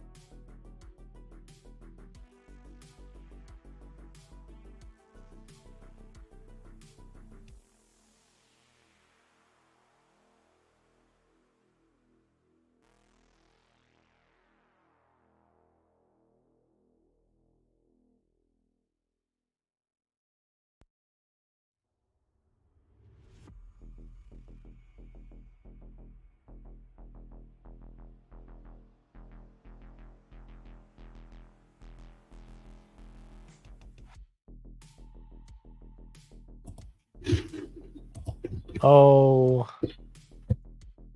what are you guys doing here? This is my screaming time. I come here every Sunday morning, and I scream. I don't know. Maybe I have a tendency to invite myself historically to things like that. Okay. All right. This could be like a group screaming thing. I thought that's what we had planned. It's on my calendar. Is that on our Group screaming? Our business Dustfire calendar? Dustfire yeah. Media just says group screaming. I don't know if you guys can hear it, but there are 3 toddlers like right in the hallway right outside my room. There's like squeaks that are coming through. Do they want to join? Maybe we'll just get it all out. Everybody just give a good old yell. You say all. Sorry, I don't know why I said that. You say all out, but like that all is a lot for 3 toddlers. So I don't know that we have time for that. Believe me, I know. We started doing swim lessons with my son, and it is the wildest thing to me to see how much energy he has. Because it's a 30-minute swim. Danny's an uncle. He's met him. Knows how much energy he has. It's crazy. 30-minute swim lesson. And like towards the end of the 30 minutes, you can see the other kids start to like lose steam and get tired. Not him. He's just like trucking along. So our goal lately, what we've been doing is we take him to swim lessons, then we take him to get breakfast, then we take him to a park, then we take him to a secondary park. And the kid is still change the location. Still just trucking along. It's the most incredible thing in the world. On what was it, last year on the 4th of July, we were at Danny's aunt and uncle's house. And like it's a Filipino party, so like everyone's just like up partying, doing things. And Abby and I were like, what if let's just not tell him it's bedtime at all. Let's just see how long it takes him to get tired. And let's just see. It did not happen. 11 p.m. came, and we were like, we have to leave. We have to get this kid to bed. We can't let him stay up any longer than 11. Dang. This was like, he woke up at 8 that morning and was playing from 8 till 11. No naps, no breaks, just running. All gas, no breaks. That's pretty wild. It's incredible.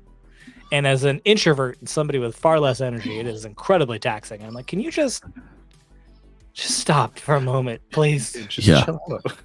My kids both have like pretty hard, like they have different thresholds, but they both like Charlotte will get tired and just kind of like curl up and start sucking her thumb and stare at you like she hopes that you die any moment. And Lily will do this thing. She'll just like walk to her bed and just go night. She's like, all right, I'm done. That is useful. I wish my son did that. I wish my son could listen to his body and be like, I'm tired. I should go to bed. Because here's what'll happen, Johnny. I'll be like, hey, you were yawning. Are you tired? He'd be like, I'm not tired. I'm like, okay, all right. All right, I'll back off. All right, dude. Okay. Last we'll talk about this, I promise.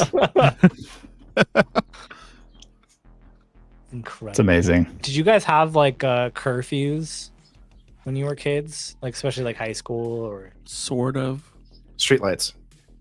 Yeah, middle school was like streetlights. Yeah.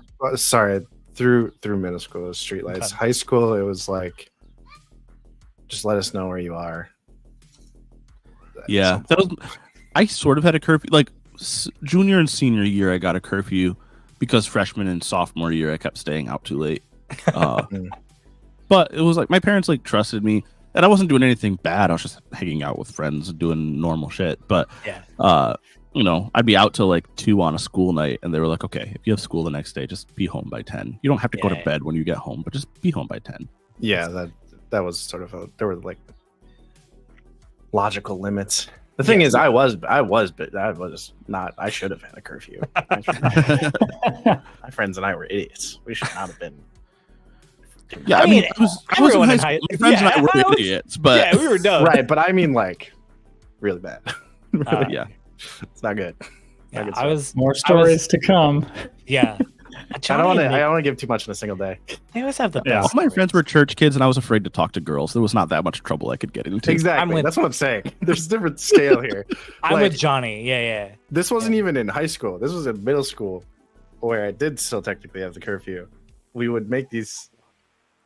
We'd take tennis balls, and my parents would just never notice how fast my dog went through tennis balls, and we would, because they're actually two rubber halves. That's what a tennis ball is. It's just woven together on the outside with like a cloth skin.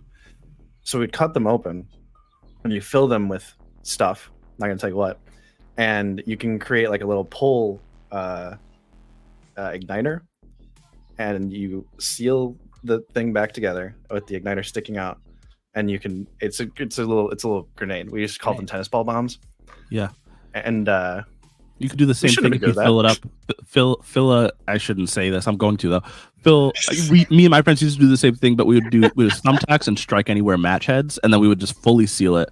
And when you threw we would leave like a little hole just so like oxygen could get in, and then when you throw it, the match heads would strike against each other and blow up the tennis ball. You can use that is exactly what it was. Yeah. Okay, we're doing the same exact thing. For more than just making math. We didn't put the freaking thumbtacks in there. We were like, trying to create shrapnel grenades. No, you don't. You got it. Those things would put sizable dents in cars. That is not admitting that I threw them at cars. So you did not need the shrapnel. Yeah, no, we figured out at one point that if you put like Vaseline on the outside of it, so that it had like a little bit of a buffer, just long enough for you to launch it out of a potato cannon, you're basically creating like a ballistic grenade launcher. Oh my god! Johnny and Nick just incriminating themselves live on air. I'm already prepping my free Nick Copeland T-shirt right now. I can't believe we never use a potato gun. That's such a good idea. Yeah, Johnny and Nick are basically the same person. It's weird. It's very. I'll slowly find that out more and more. If any of you kids out there are building your own potato cannon with PVC, dry film lubricant is an incredible accelerant for potato cannons. But you didn't hear it from us. You did hear it from me. Also, slingshot with a half-inch ball bearing can break a police riot helmet. That's good. That's good information. That's good advice. That's good information. Oh, the slingshot got taken away real early. Oh boy. Yeah. I did not have a curfew like Nick, but I was also a good Christian boy, and didn't get up into anything like Johnny. I didn't even do that. The grenade things. We would just explore like abandoned dams. That's about all we did. So specific. Cool. Abandoned dams. Very specific. Like cool, beaver dams or like no man-made dams. Okay. Ones. Yeah. Beavers left, so it's got to be safe. There are a lot of those where you grew up. There are a couple. Yeah, there are a few. Yeah. We just kept exploring the same two dams. Yeah, I mean, for us, it was the woods a lot. And then just doing stupid BMX. We really liked the Jackass series. Yeah. And terrible influences. Yeah, it was a bad influence. In retrospect, I think it's actually a pretty cool series and what it does and what it is. Yeah. And I think the demographic that was into Jackass while Jackass was on should not have been watching Jackass. Yeah, 100%. Yeah, I agree with that. Yes. But the side effect of us watching that was, this is actually an intentional thing. So this is just a random tangential about Jackass. But Johnny Knoxville and his friends very specifically tried to put in as many like quote unquote gay things or gay seeming things into their content, like literally just showing like penises and all that stuff purposefully, because like they knew it would be like seemingly cool and appeal to those kinds of kids, but also it would like be a little bit of like exposure therapy where like normalize less like less of an intense stigma. What am I trying? Yeah, less of a stigma. Thank you. That is what I'm trying to say against those kinds of things. And it was actually a goal of theirs to do that. I have actually never watched Jackass. So you're telling me that a goal of theirs was to expose themselves to children on in their movie? No. That's what I'm getting from this. That is essentially what you just said. That's kind of what I said. And then expose them to like the concept. Speaking of the not bear, literally showing. But I choose the bear or Nick Coppola, the bear every time. The bear, Johnny Knoxville. No, yeah, no, Justin, you've never watched Jackass? Don't watch Jackass. I feel like it's past the time of the prime time to watch Jackass. Like I was just watching him. Like, your prefrontal cortex is fully developed before you've ever seen Jackass. You will not enjoy Jackass. Yeah, it's true. Like I feel like it's the same way in which if I were to watch, or like if someone were to be introduced to Hot Rod now, you'd be like, this movie's so dumb, and yet I think that movie is one of the funniest movies I've ever seen. But it's because I watched it when my. No, I'll die on that hill. That movie is hilarious. It's a great movie. No, it's a great movie. It's a great movie. Whiskey. Steve-O from the Wild Boys eventually did interviews and stuff about all the trauma and the things he's gone through and how it kind of shaped him into being the person he was. And is a similar figure from that era for me, at least, where it's like, oh, I got to check those out and see how he processes. Like, this is why I put a giant fish hook through my cheek and jumped off of a ship into shark-infested waters. He's a really short answer to that. Oh, does he? Okay. Well, I'll probably ask. I'll see if he answers other questions. Steve-O is like a success story in my mind. I mean, I adore that guy. I think he's incredible. I respect him deeply for the changes he's made in his life and how he advocates for himself and other people struggling with, addiction and depression and those kinds of things. And I just think he's really cool. He's also still crazy, but he's insane. Love that guy. Yeah, I remember enjoying the vibes, but yeah, I'm intrigued now. I want to hear more of the full story. It does interviews all the time. Well, you guys are in what some might call a dangerous stunt as well. There are 25 people trying to kill us. There are 25 while we're on a rocket. Female assassins. Wait, how do we frame this like an episode of Jackass? So there are 25 well-armed people ready to attack us, and we are just naked on a carousel, naked, and children are watching. And children are watching. I very unintentionally said that. I did not. That's not what I was intending to say. That's amazing. All right, Karen. Moving on from that. Right. Yes. So you are on a factory that you now know as a spaceship that is hurtling towards space. You're surrounded by 25 assassins, and there is a self-destruct timer going off. This is just not a good situation to be in. This is not a great situation, and I'm super interested to see if you're going to get out of it. Yeah. Vorax has left the call. His last parting gift was, as you felt, this place running off into space. All the assassins take out their swords. I gotta know. What do you do? What do you do? All right. Oh boy. I shoot with what I've got in hand. Start laying down some fire. Yep. Okay. Just a lot of detonators along the perimeter wherever the assassins drop down. Okay. Justin, what do I have? What does Havok have on him? What do I have on me? I naked as naked can be. What a great question. I don't feel like hampering you too much. You just came into this in the middle of the job. So we'll say we'll just say you have your gear. So if you want to pull stuff from your load, you can. Okay. Should we say I have a light load? Yeah, I'm fine with that. Okay. Yeah, I'm fine with the light load. All right. Carlton Crates. Hi. Here's what I'm gonna do first. I'm gonna make a clock. Okay. Oh no, where's the clock monster clock? Clock monsters. Clock monsters. Robots in disguise. Should we just do a group?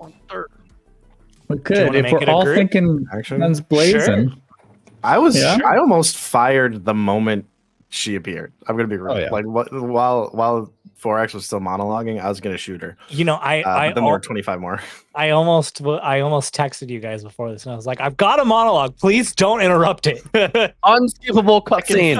I could feel you begging me mentally. I know. It was both going to be geared towards Nick and Johnny to be like, "Don't interrupt. Just let me talk for a little bit. Let me monologue." Famously, I derailed an entire D&D campaign by killing what was supposed to be like a consistent like entity by just shooting him in the middle of a monologue. I shot him right in the face. It became a whole fight.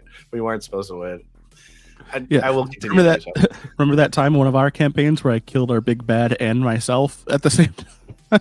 Yeah. Oh, yeah. Suicide bomb. Yeah. Oops. Hilarious. I have made your longest lasting character, Johnny.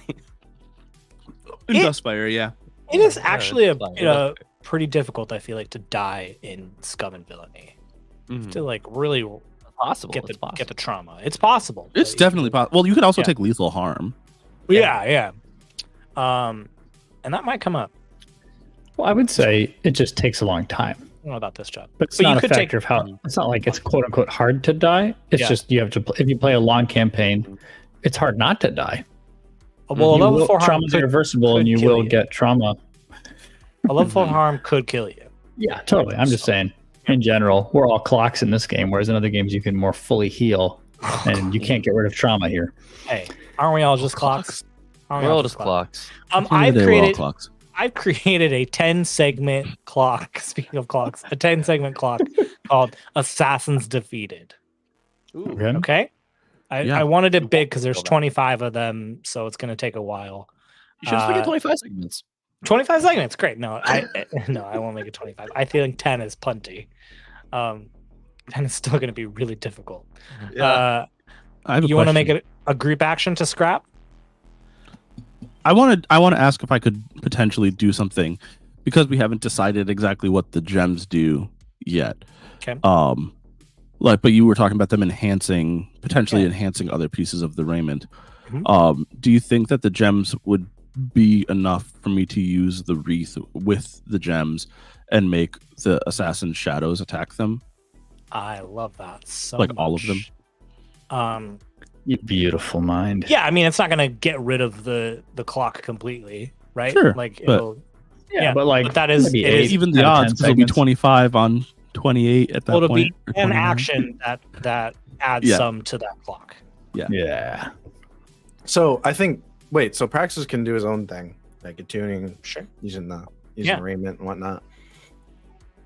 I feel like for effectiveness wise, it would make a lot of sense for the rest of us to do a group action. So it does. Sure. Group actions don't have to be all of us, right? Like it can just. Yes. I don't see any reason I couldn't participate in both, right? Like I could. I would say if you're going to do this attune thing while they're doing their scrapping, you would not also be able to scrap. It sounds to me like in this split-second decision as these assassins start attacking you, you were doing your thing and the other. So using the wreath, I have to attune because it doesn't say that on the description. It just says. So with artifacts, if you want to avoid the glitch, you need to attune. If you just want to use it, you can. But then the glitch will happen. So I'm just super into myself in the mirror, but a little bit freaked out by what I see. If I think it's just do it. I think it's like paranoid. I think it's paranoid that like you are. The more you use it, so the way it's worded, it insinuates that if I keep doing it, I will become paranoid. Yes, I think it. Yeah. The paranoia like starts creeping in. Yeah, but if I just do it this one time, will he get paranoid, or is it just like eventually I'll get paranoid? It's a role playing thing. There's no mechanics involved in it. You can play with that like you want. I think it's interesting to start to doubt who you are. Yeah. But I'm not gonna be like at 5 times. That's when you're paranoid. Like it's the paranoia builds.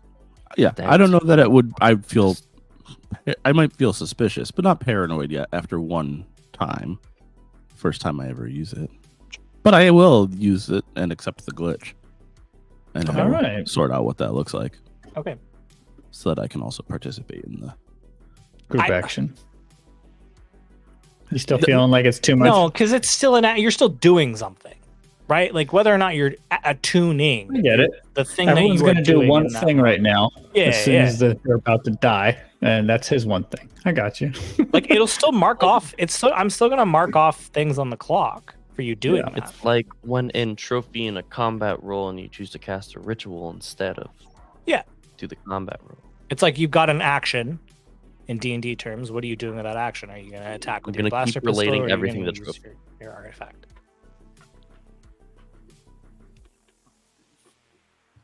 I'm going to roll a bunch of dice for fun. Yeah. Johnny, you thinking about it?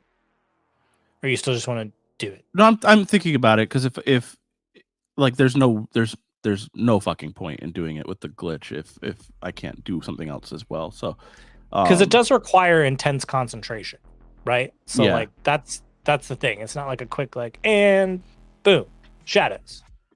Like it's gonna require. I'll do it with the tune because I'll get 4 dice if I just do if I do it as an action. Then Sure. So.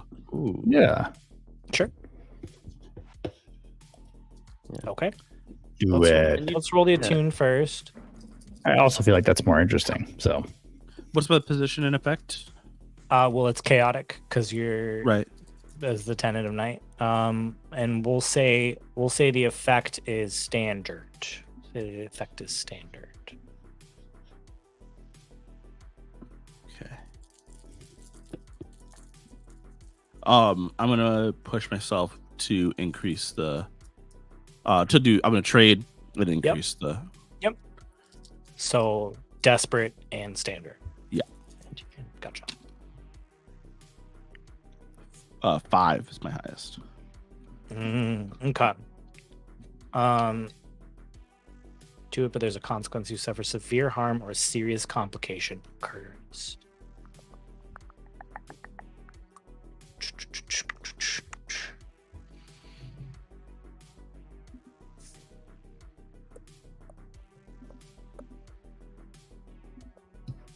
What is that serious complication or the severe harm?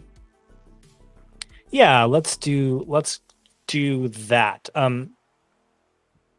You do this, you reach out to these shadows, and you are not quick enough as one of the assassins leaps up to you and slashes you square across your back with her sword, or with her vibro sword.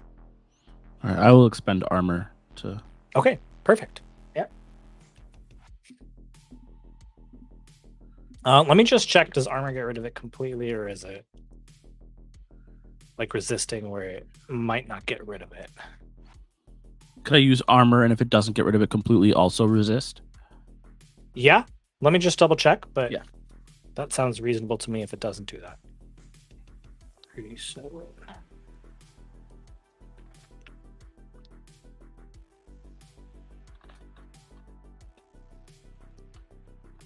Yeah, I think in this case, because it's severe harm, it wouldn't get rid of it completely. So it would be a level 2 harm, but we'll say that it is a level 1 harm that you can resist. Okay. Yeah, I'll say I resist it by like I hear the movement behind me. I apologize. No. You can mark an armor box to reduce or avoid a consequence instead of rolling to resist. Okay. So it's one or the other.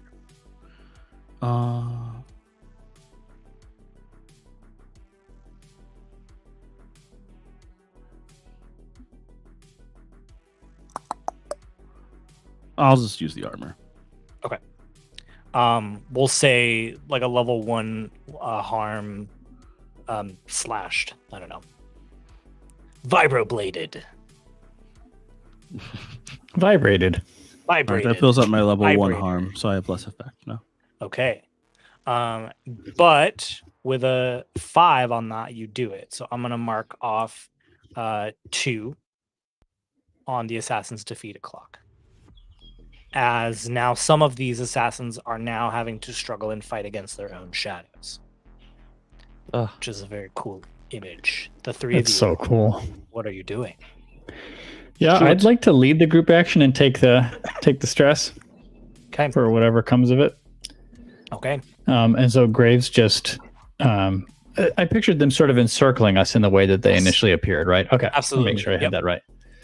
So yeah, Graves like just presses his back into like Gears and Havok and Praxis if it all coincides well enough.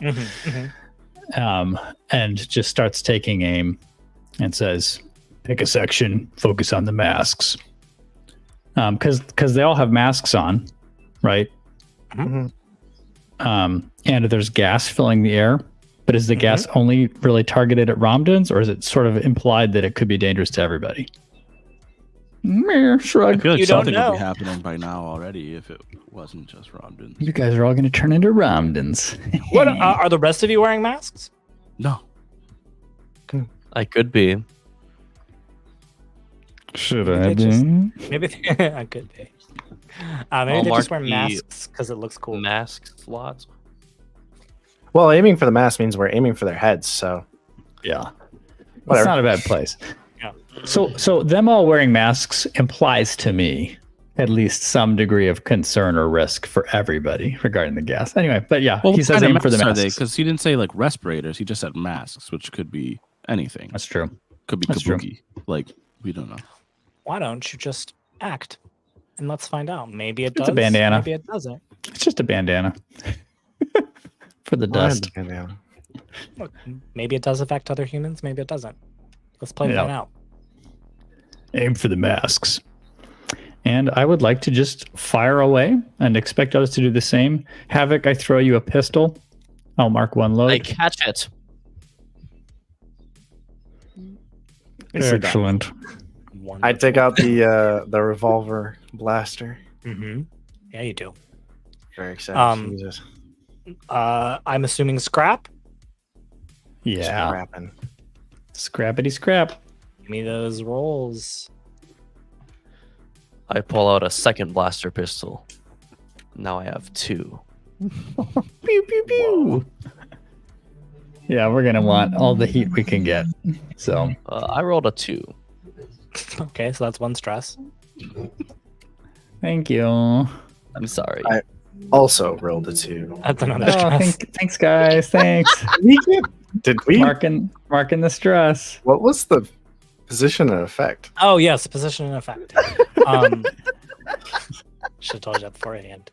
I think it's risky for now. There's in my head, I'm like, is it desperate? No, I think it's risky right now.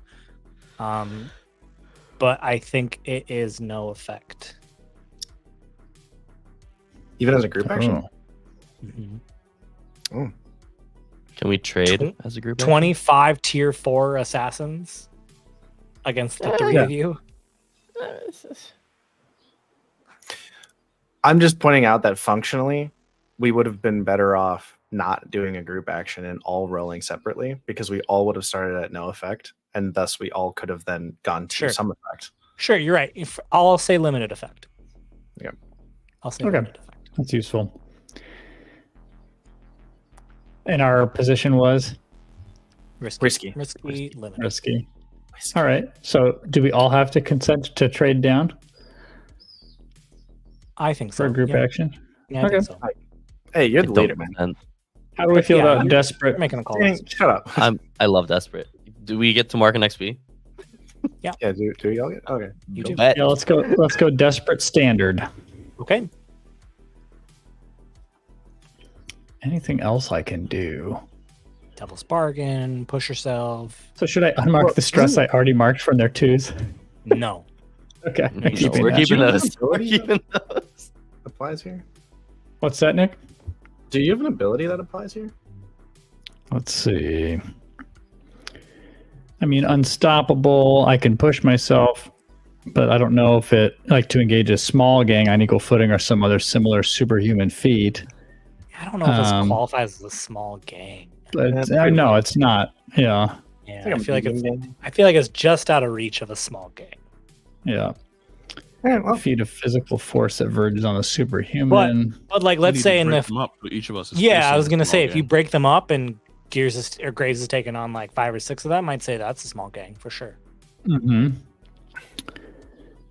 Or But you what would can- that do for our group action? You know what I mean? I would say right now you're focusing on trying. You're basically trying to. It's like cover fire. You're trying to get like as many of them as possible. You're not like. Yeah, don't worry about breaking them separating them right now for this roll, Yeah. but like Yep. this fight is But not that's going to be something you over can after do. this moment. There's more to come. Yep. So Yeah, this one roll isn't going to represent the entire fight. Okay. Well, let's see. Melee won't apply here. Yeah. I think you got anything. None of them are weakened or vulnerable targets. If anything, they have the jump on us. So you're a desperate I've used standard. what I can. You can push yourself. You can do Devil's Bargain. That's what you've got. Devil's Bargain.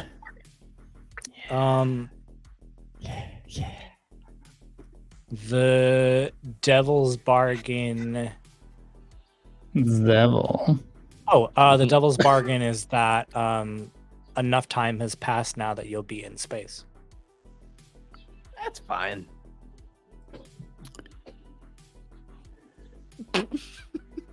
how does one land a factory anyway? Might as well go to space. Yeah.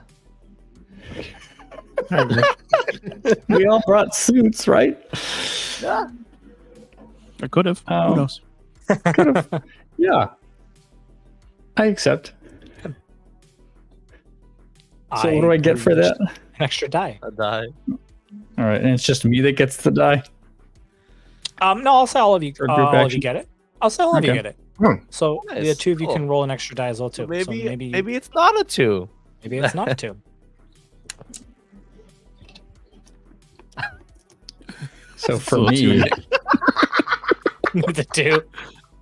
Or the 1 on the other die. Nick, I rolled tell me better. something good. Yeah. I rolled a 3.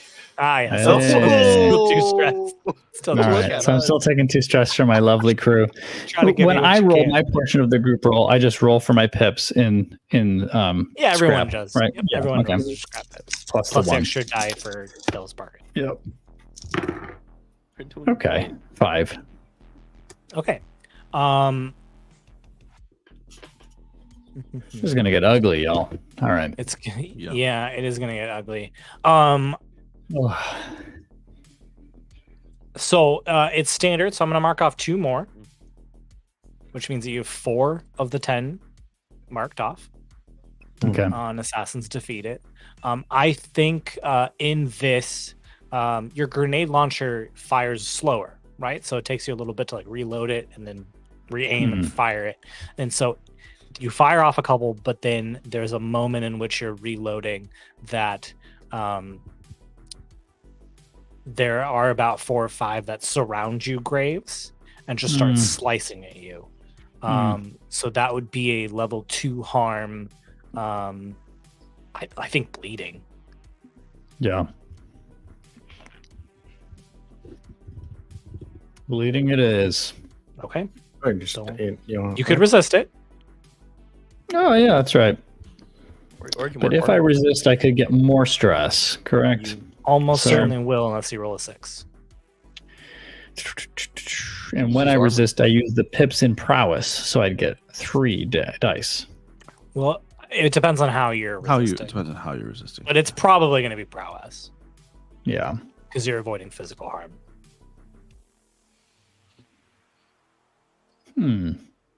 Or you could use armor. Or you could use armor. But I know you don't like having Graves wear armor. He doesn't. Yeah, it's an aesthetic choice to just yeah. die for my looks. I think. Yeah, I think I'll try to. Fashion is pain. I mean, you baby. could just like So- sign it as his hide, like expend the Yeah. armor Sure. mechanically, but he's not wearing. Yeah, I know. I know. I like it. Die. Be a real man. Die. It's better to die without armor. You know what I'm You saying? real man. Why and the Romans die. lost the battles in the beginning? No, I think. So the if I resist fictionally, it just has to make sense for combating either the time component of why it takes long to reload the detonator and keep them at bay, Sure. or yeah. something more, or do you think it has to be something more recency, like dodging the slashing and getting out of this circle? I think either would work in this case. Okay. Yeah, I think I Maybe you will throw roll to Zarathustra resist. down. Yeah, maybe you throw Zarathustra down and pull out a melee weapon yourself. Or I don't know. Yeah, what I'm thinking is that Graves is struggling to reload fast enough, and as they're getting closer, he switches to just emptying the detonators out of Zarathustra and throwing them by hand to keep them at base, so he doesn't have to worry about aiming and distance and pivoting. Sure, okay. Let me roll for that. Is that prowess then? Yeah, we'll say prowess still. Yep. Okay. 3 pips. 6. Okay, so no stress. Oh, Lucky. yeah, baby. Lucky. They are starting to close in on you. And I don't think there are any windows, but this factory is now, it's in space, baby. Let's break them into smaller groups. Maybe we can take them better if we break them apart. So try to take them all at once together. All right. What do you do? Right. I praxis roll, like I'm gonna like roll, like try to like roll past a couple of them, so I'm like on the outside of the circle that's closing in. So hopefully a small group turns to come at me. I think that's an action. Seems risky. Yeah. I think scramble for this particular. Yeah. We'll say risky, and since it's just a couple of them, we'll say limited effect instead of okay. But it becomes no effect because I have less effect.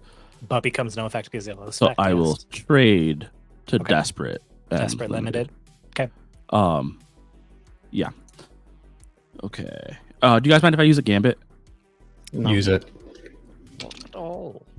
Perfect. Glad you guys were cool with that because I critted. Amazing standard effect. You roll past a couple of them. A limited effect would have been that only maybe like 1 or 2 turn to you, but I think in this case it's like 4 or 5 of them that turn to you. What are the odds that the original is there in that group? Impossible. Wait, didn't he say that? Yeah. The original was killed by Graves on the isotrope of Max Secure. Oh, right. Okay. Yes. But they're all her clones. They all have. So I am going to push myself and use side dancing to push myself into the group that is surrounding me's mind. I love it. Yeah. And so I say to them, and I'm doing an additional stress so that it works on the whole group. And so I say to them, you love me. You've always loved me. Why would you want to kill me? It's gonna turn this fight. You have the skills to protect me so that we can finally be together. I love it. Graves just looks over you like, what the I think Praxis has lost it. I think it's risky. Part of me wants to say desperate, but I'll say risky. And I think trying to sway brainwashed assassins would normally be no effect. I'm going to give you limited effect, though, because of your connection. Double brainwashing them. Diana Valera. Okay. So risky, limited. Okay. Okay.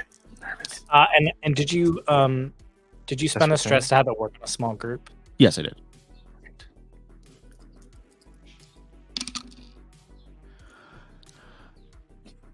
Crit.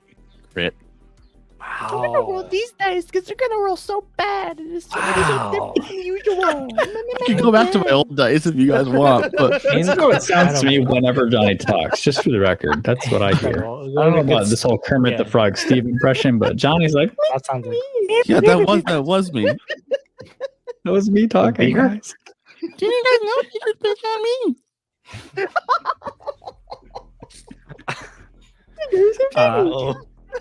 So standard effect.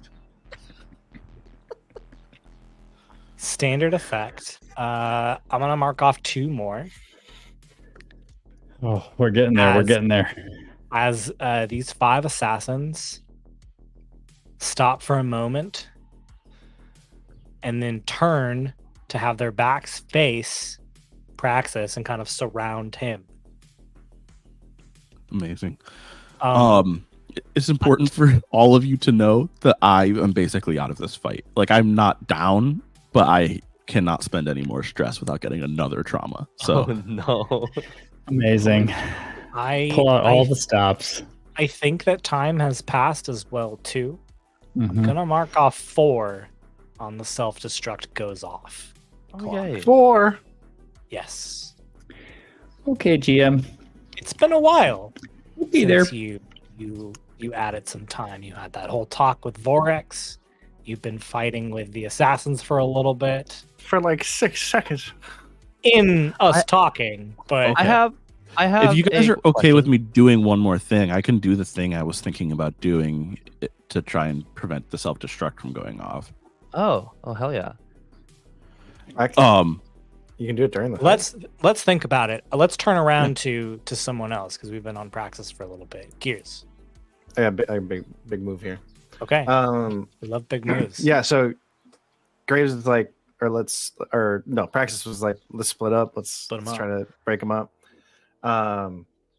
So Gears, he got his revolver. He's shooting as he can, and then he just reaches out to the way, and he kind of lifts off the floor a little bit.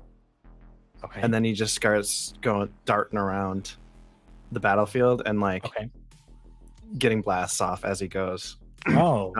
I'm going to use kinetics by pushing myself. Oh, fun. And I'm going to use it to propel myself with superhuman strength. Yeah. That's very Using fun. I love that calisthenics. a lot. So yeah, Gears are just like launching around the battlefield, Yeah.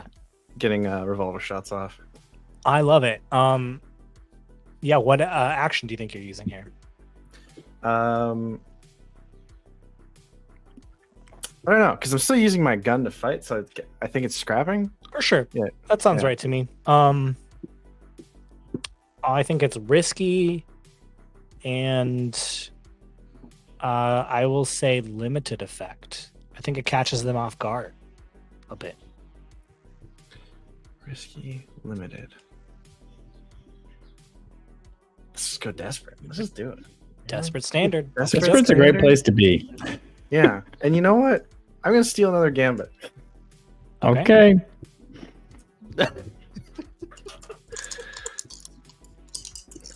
What's so funny, Danny? That is so funny. That is so funny. What country am I even from? I don't know.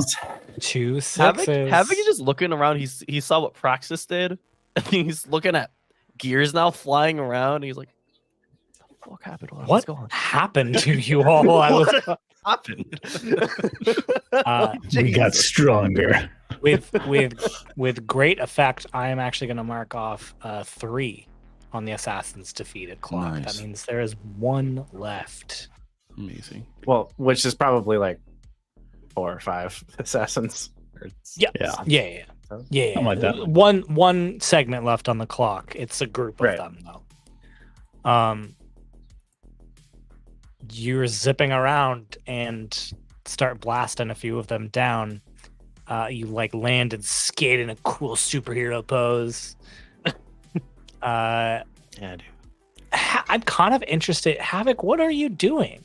You've just come to, and there's this chaos around you. Yeah. So anyway, Yeah. I started blasting. So this factory was built to lift off into space, right? Uh-huh. I'm sure there is escape pods of Okay. some sort. So I think I'm just gonna try to find those. I feel like they have it handled. I feel like my psychic friends have this Okay. handled. Okay. So you're gonna try and escape out of this room and go search the ship for escape pods. Yeah. Okay. Sounds so useful. Thank you. Sounds very useful. I love that someone's doing something other than fighting. I do think I need an action to get out of the room though. Nah. Okay, so you're still in Pass. the I don't think you're gonna like the position and effect, Oh, but because I want to like sort of slip out. Yeah. You know, I think I want to say skulk. Skulk. You know? Okay, sure. Using the cover of the distraction of gears flying around and everything. You know. Yeah. I take that. I mean, they got plenty explosions, shadows, gears. Yeah. It's good. I think it's there was a point where Havok just stopped shooting. He was just looking like. I think it's desperate then, and I think it's standard effect. You know, I'll just take it because then that'll fill my last Pippin prowess. Hey, you're welcome. Do I get that right away? No, you do not. No. Okay, I was gonna say I also filled mine just now. Okay. Can I hear a Devil's Bargain? I love those. I love those so much. Bargain. The Devil's Maybe I get a Bargain. Gassy on the way. The Devil's Bargain is that the escape pods are locked behind like a door. Like you'll find them and you'll see them. But you're gonna have to get access to them somehow. I have a set of lock picking tools I call gears. So, are you taking it? Well, is an extra die worth a locked door? Is a locked door worth an extra die? It's just gonna add more time, more chances for things to. I won't take it. I'm already rolling 2 die. Okay. 2 dice. 2 die for not to die. All right. That's what I'm saying. That's what I say often. In that exact way. Roll the 5. Okay.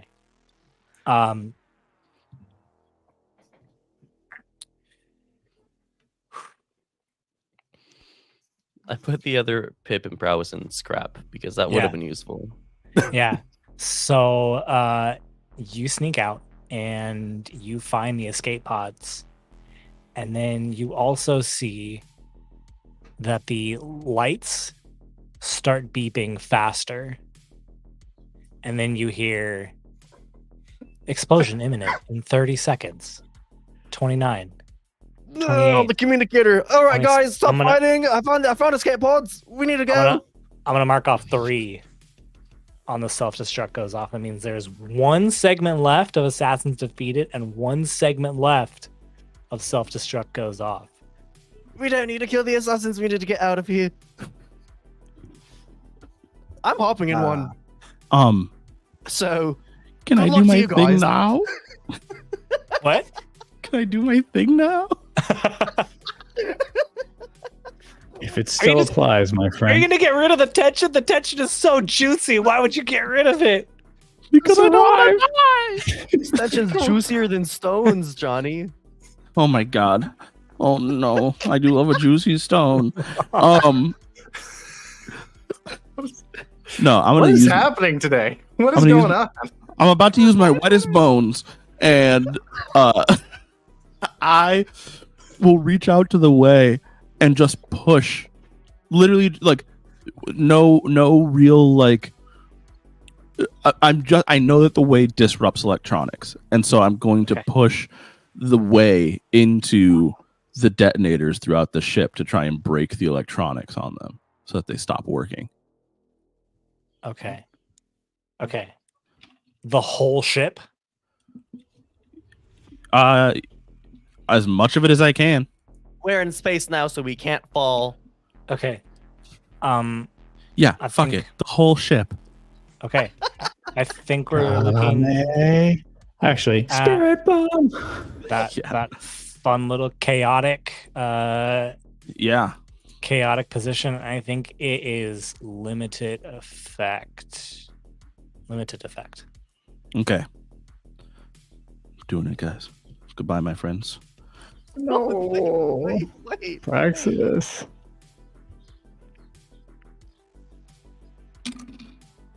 I critted and I die. Well, I get a trauma. I pass out. Why? Did you spend stress to do it? Oh yeah, I'm sorry. I didn't say the whole thing. I'm doing the thing I always do to move the effect up. So I'm trading down. Okay, and then pushing yourself to So desperate standard. Yeah. Okay. Okay. And that required a push, which is And that your stress. Which takes me out. Okay. Johnny. Feels my stress. Stress to the max, bruv. That's right, bruv. And Praxis, Whether you're a bruv or a gov, you accent. know what it is to be New stressed. trauma is just Cockney. So here's what I'm thinking. Here's what I'm West thinking. End, mate. Before we get to the trauma, here's what I'm thinking in regards to like the way and electronics. I feel like it's like a temporary thing. Then I'm not doing. Enough of a time that you can get out, because it just feels like so. Why would Mystics just not roll around and just like constantly be like, no electronics, no electronics, no electronics? Because Like, they don't carry electronics because of it.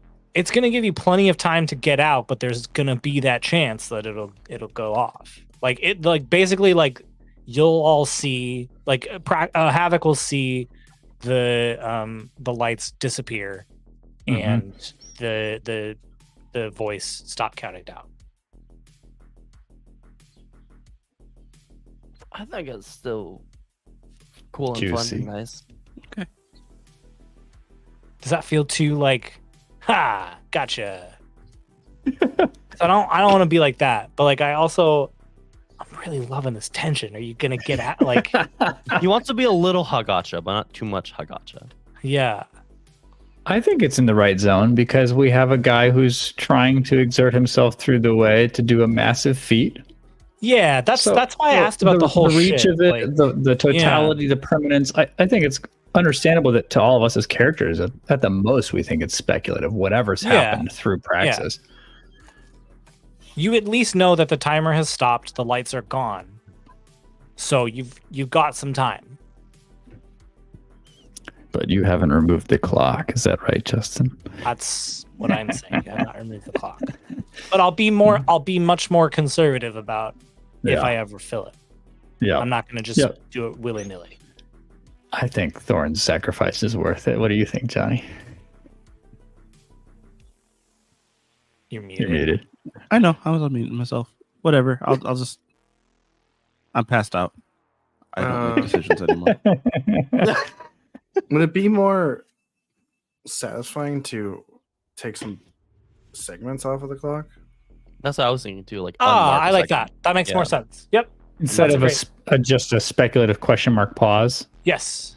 Yeah. I like that. I think I like that a lot. That's a great way to do it. Nods from Johnny. I will mark off 3, so that it is now half filled. Johnny nods. Bill.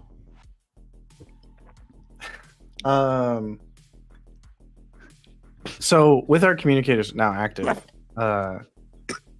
can I say that I get like a sense, or maybe Havok explains like what side of the ship he's on? Sure. Can I just throw a detonator at whatever wall is between us and where To make a little shortcut? Yeah. Yeah, mark that off of your load and tell me what action you're using there. Does he have to mark it off of his load if it's something I throw to him? I can also mark off a detonator. It's okay. I'm just saying. You shouldn't have to expend your load if I have I brought 8 infinite loads. detonators. I'm not even using all of it. Don't have infinite detonators, though. But there's no real fictional significance to capping it in any of our missions. I just have a gun. It fires the ammo that it has. Oh, because you have the detonator launcher is what you're I have talking a about. detonator launcher that I pay 2 load for, and I can only have this weapon as me. So he he wants to get the use out of his 2-load detonator launcher. I think is what He's used a lot. Just as I pulled detonators out of my gun to resist a roll and use them differently, I could pass a detonator. You know what I mean? Like everyone else has to mark one. If they don't have someone like Graves with Zarathustra, I get it. I can dish out detonators on this mission, Justin. That's okay. I hear you, but great. Gears is doing something right now. So yeah, I think Gears is trying to leave the rest of the assassins to you because they're still not gone. Okay, So that fictionally he's makes just sense trying to me. to then I'm focused on open up. fighting, and you leave. Yeah. Oh, I'm not trying to leave. I'm trying to open up the way for us to get out easily. So yeah, I think I will mark off a detonator, and I will use Does rigging an explosive make sense? That makes sense, right? Yeah, totally. Yeah. Yeah, totally. Rig 'em a roll. Let's say risky and standard. Risky standard. Risky standard. You'll create an opening. Yeah, okay. Let's roll that.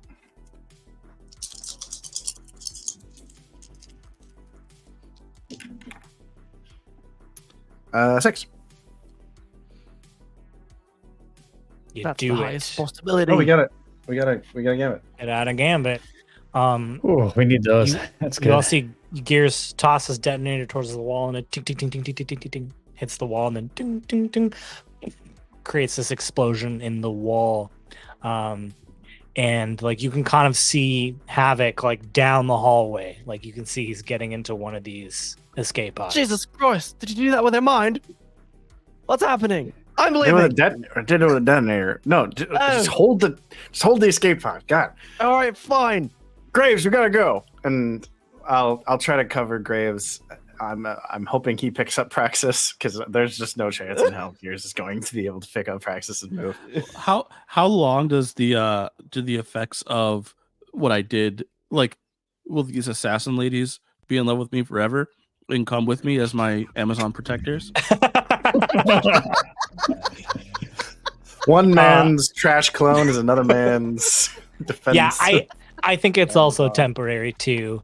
Sort of like in the Force. There's not really like permanent examples of the Force. I think it's a temporary thing, but they could certainly maybe help you. I was thinking about that as well too. Like maybe they just pick you up and carry you to the escape pod. How romantic. All of your lovers You're just carrying you. Graves, grab Praxis, and just they run by carrying Praxis. He's like, I don't know if that's bad or whatever. Yeah, I mean, Graves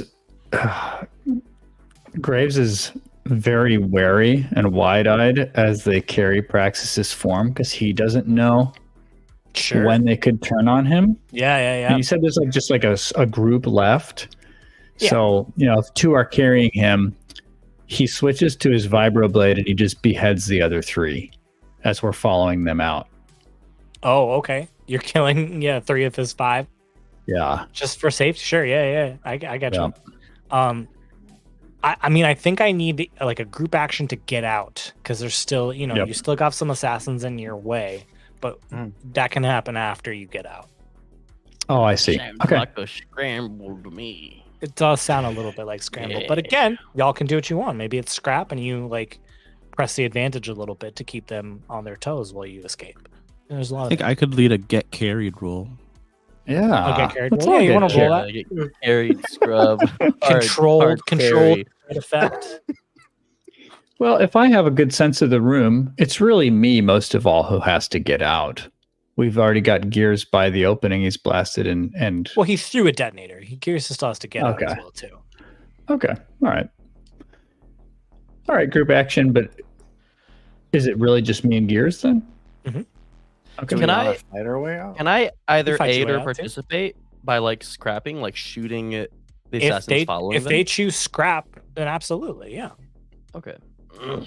You could also use it as a setup action before we You roll. could set up Danny. as well too. Yeah. You could give if us you wanna cover. do You that. want to do that first? Yeah, I think I'll do that. I'll do a little setup. What do you think, guys Nick? gonna Does it make scramble, sense for us or are you to gonna scramble out or scrap out? Well, here's the thing. I'm good in both. I'm bad at scramble. Wait, no. I'm bad at scrap, but I'm worse at scramble. So Oh, okay. All right. Well, let's scrap out and let's right, just let's call it a scrap. group action. Yeah. Sure. It sounds good to me. Okay. I'll lead it again and hope I don't get too stressed, guys. As of one roll ago, I'm better at scrap now. you No, don't you're actually not. get the point. You Don't don't get get the the benefit point. yet. You don't? It's during No. downtime, buddy. Yeah, you can't actually Oh. level Yeah. up. You can just fill the. Wait, guys, I just leveled. Man. Get out of my way. Yeah, it's not like a video game, Danny. This is real I life. thought it was like a video game. This game is real life, Danny. This game is rolled a- real. 5. Okay. I rolled a 6. Okay. Ah. Oh, I didn't tell you. Okay. You We'll have to say. toss position in effect again? Yeah. I think it's you're scrapping. Yeah. Okay. We have a few folks left. I don't know how many. We'll say risky limited. Okay. Risky limited. I rolled a crit on behalf of my beautiful warrior women. Great. They're carrying you really well. Yeah. Risky So limited. does limited definitively imply that we won't have a complete escape even if we roll successfully with that level of effect? You achieve a partial or weak effect. So it probably means maybe something like Gears gets out and then you still get trapped, like having to like fight a little bit. Yeah. I'm just trying to weigh the risk of our group action roll. I want 4 slots open for stress versus just using that stress now to increase the, other things. Yeah. I think let's use a gambit. Sure. Okay. So let's all get the die then, right? Oh, we all get a die. Yeah, we'll say we all get the die. Danny, roll another die.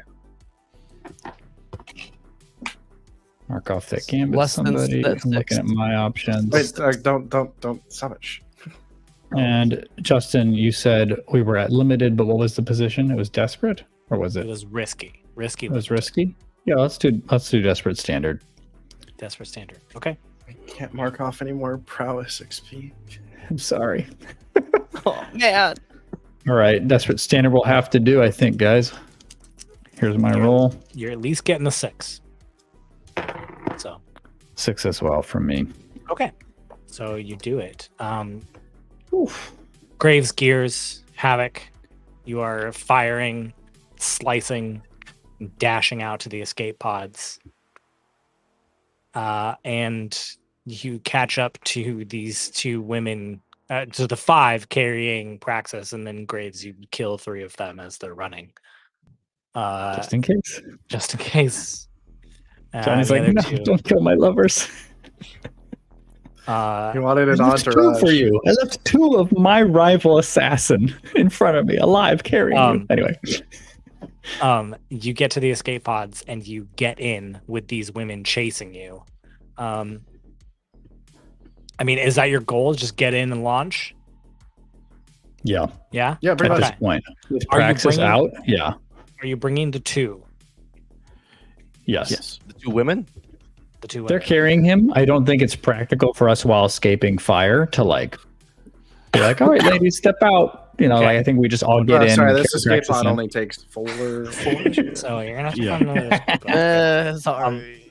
You get into the escape pod Yep. and you launch, and it's like that point of view where we see like them getting further away, like standing where they were on the window, like chasing after you as your escape pod launches into space. The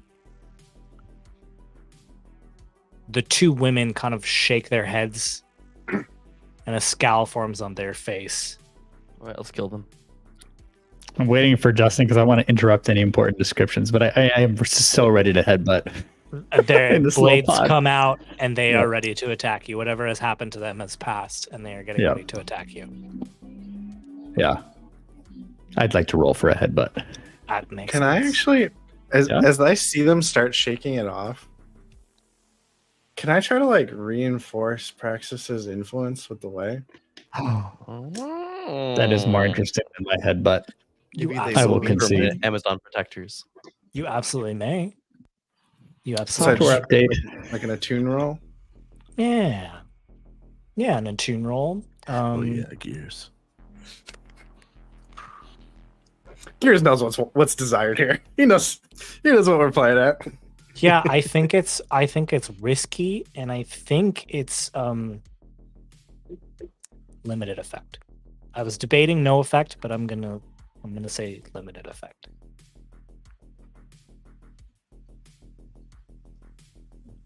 I'll trade up to desperate for standard effect. Desperate and standard effect. Okie dokie. Yeah.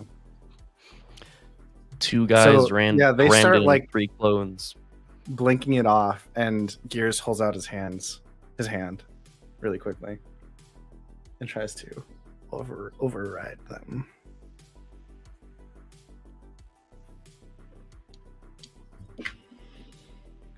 Okay, 4. Okay. You do it, but there's a consequence. You suffer severe harm or a serious complication occurs. It's been a while since we got a 4. Oh. Mm-hmm. Excuse me. You have to roll 1s or 6s. I had a really great worst outcome complication if you rolled a 1 or a 3, 1 to 3. But I bet you did, Justin. I did. I had a great one. But a 4. Oh.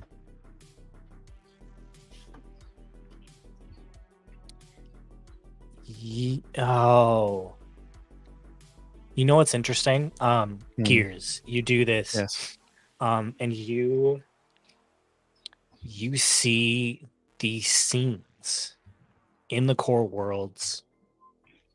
This like tragic story between Praxis and Diana. Johnny, do you want to like tell us what Gears sees? He sees like flashes and images.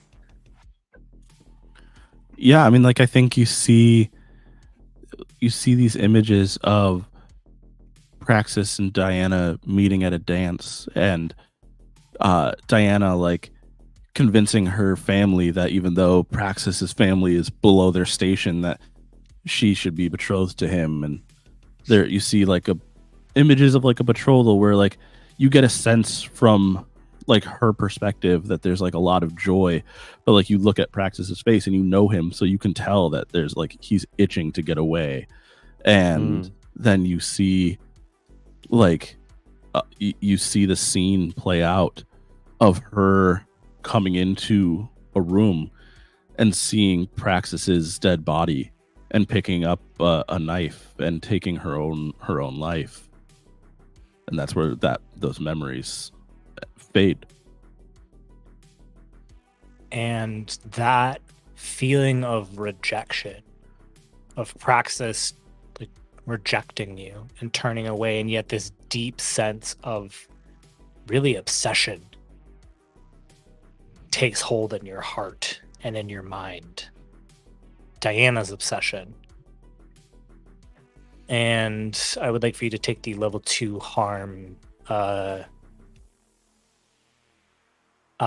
this is fun. Level 2 harm, memories disjointed.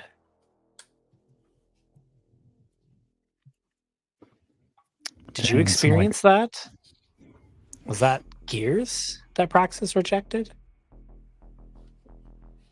I can't believe you rejected me after I tried to make sure you got your mind slaves. But what was passing over them comes back over their glazed eyes, and they just stand still. I got him. Everybody they'll keep carrying Praxis until he wakes up.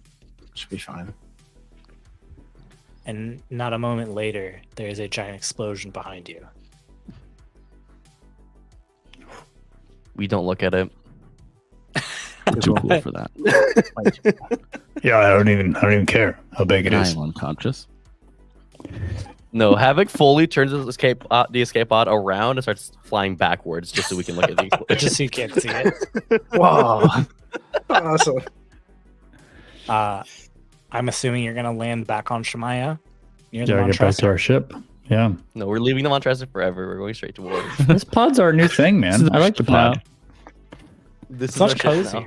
It's much cozier. More If us I- time. If I can, like kind of something similar to what we did in a previous episode when I got taken out doing something similar. Can I come to just long enough to communicate something to Graves? Sure. I think at this point most of the action is over. Also, wait, what trauma did you take? Yeah. Oh, was I gonna don't know talk yet. to you. Yeah, figure that out. But like Graves, and I like motion. Come here, Graves. Graves leans down in whatever space this pod allows us. Yeah, and I whisper Yes. as quietly as I can. Make sure one of the clones gets into a stasis pod. Kill the other. And I pass back out. Got it. Why did I save both of them? Graves would have killed both of them if you didn't save both of them. Oh, yeah, That's it was- why yeah. you did what you did. Yeah, it was kind of tenuous already. So, yeah. I mean, Justin, make me roll if you want to, but I just skewer one of the two remaining with a vibroblade while they're compliant. I'm not going to make you roll. No. Okay. Yep. And then he just calmly acts like he's done nothing and stands near the other one, keeps an eye on it. When you get back to the Montressor, you put it into the stasis pod. I think you did it. Oh boy. Oh yeah. You got Havok. As soon as we get to the Montressor, Havok goes to the cockpit and just starts kissing like the steering column, and just starts like he hugs the seat. It smells a little too much like gears, which he doesn't like. Graves is just like suddenly behind you and like closer than would be comfortable. He's like Jesus hovering Christ. and watching you as you kiss the steering wheel. And he's like eating a piece of metal, looks at you while you're kissing the steering wheel. He's like, I understand. You're just trying to like put Praxis in his room and like, I don't know, make him comfortable. Lay him down, puts a blanket over him. Giz, do you have any skills in deprogramming, brainwashing? No, but I can try to work on it. Maybe we can find someone job. who does. Maybe that's the next job. That's a good job. Graves, where did you come from? Sorry. I thought you were I've the been hovering. I think I left my everybody. No, you just teleported to the other side of the ship. He's So- omnipresent. I'm just picturing that scene in I think it's Infinity War when Drax is just standing there while Gamora and Star-Lord are trying to have a private conversation. It's that, but consistently. He's just always There's always a chance. There's I always don't know what he was just saying. Praxis. Looking at two traumas that I think might make sense. You let me know what you think. There's Haunted. You're often lost in reverie, reliving past horrors, seeing things from your past that others may not see. Or Soft. You lose your edge. You become sentimental, passive, and gentle. Which soft doesn't. I think soft doesn't necessarily mean like you'll never hurt anybody, but like there's a bit of your edge that you've lost. Yeah, I think it's harder More for like me Dr. Mordecai to Nevin. make that one jive with the traumas I already have. But I think Haunted can make a lot Haunted. of sense with Cool. Let's go what Haunted. I've already then. got. Let's go Haunted. Very nice, very nice. You're at 3 I think- traumas, Hooray, correct? Haunted. I think in a practical way that'll look like me being even more interested in getting back to the core worlds and trying to fix what I perceive as having been broken by me. Yeah. Love it. Well, Johnny, you're at friends, 3 traumas now, right? Yeah. That's crazy. that's close. You are so close to death. Call me Or- Icarus, baby, because I'm flying Or- close to the sun. Or at least having to retire. That doesn't necessarily mean Having to death, retire. but it does mean that practice. Yeah. Once you get 4 traumas, you've earned sitting down with some tea and doing not much else. Or Just like in life. a short drop and a sudden stop. Well, friends, Be pretty on brand for you. I think we need to take a little breather from a harrowing mission. Get into a little downtime. I Yeah. think so. Yeah. Let the record show that Graves very much hovered by Praxis's side for until it seemed like he was really okay. Sure, that makes sense. I also want to say that when we leave Shimaya, in traditional Havok fashion, he guns it. Yeah, And of course. We're right back to that Havok level of unnecessary speeds during a casual flight. God, Where are you going? You're leaving Shimaya? Where are you going? You want going straight into the sun. Okay, great. You all Yeah. burn up, and that's Havok it. was a sleeper cell agent. See you next fall, everybody. I think That's it. I think going back to Warren makes sense. Yeah, I think going back to And Warren home makes days. sense. Yeah. Great. Sounds good. Well, unfortunately, there's no payoff for this job. The payoff is that your friend is alive. It's me. I'm the payoff. We gotta Havok. But You gotta have him. It's And a not, Diana clone. and a Diana clone, but it's also a Havok clone. It's not the Prime Havok. It's But our we Who never needs have him? He's our What if- prime. It's What if your the Havok. Prime Havok is a clone, though? What if the what if Prime there is Havok is never the an friends original? we made along the way. The prime Havok is the friends we made along the way. Well, that legitimately might be a possibility because you're part Uber, so it's totally possible that like, or I should say, Or that like the first Havok was like partial clone, partial like born crossbreed, and that you're just a clone of that. he's half clone, half Cloner. or Okay, anyways. So no payoff, but we do need to do upkeep. Do you want to skip it? You want to pay a cred? Where was that? What do we got? Skipping it. Skipping it? Okay. So just roll one die.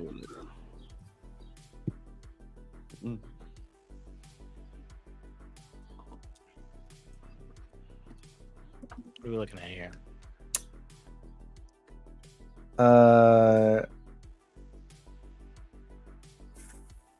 4. Okay. Damage a system, but it's minor, and jury rig can solve it. Yeah. So basically, So does it's that not mean I like, get damage? it's not or I actually just- damaged? It just means that Okay. like if it comes up, you're gonna have to find a way to rig a solution. And I think in this case, you have put quite a bit of strain on your jump drive. Hmm. So to make your next jump, you're gonna have to rig a solution. Oh, well, we're trying to go to Warren, which is, I believe, in a completely different system. So I will. Yeah, let's you know what? Fuck it. This upkeep happens right, you need the upkeep before, so like let's how you rigging a solution? What are you doing? Yeah, so let's say that the jump drives have like a cooling issue. Some sand got in some places where it shouldn't have. Gets everywhere. So it's rough, of course. So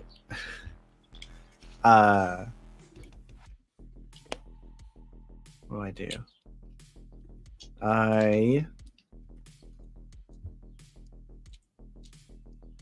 I'll jury rig it so that the jump drives piggyback off of the cooling system for the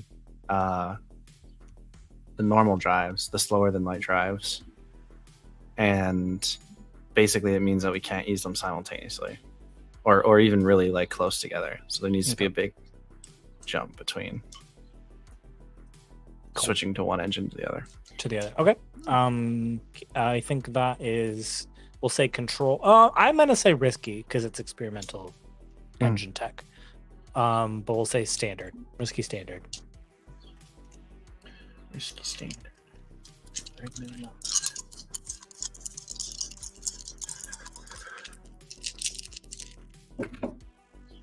5.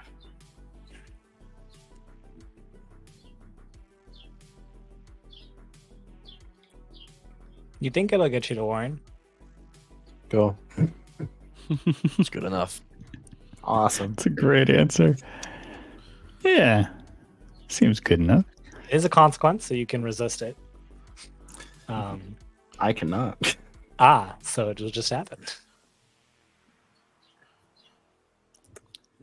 Gotta love it. Well, I mean, like, could you not? Like, you could resist it and just hope that you roll well enough to not get a single stress. I literally would have to roll a 6. Stranger things have happened. Okay. All right. Fine. I'll roll to resist. Okay.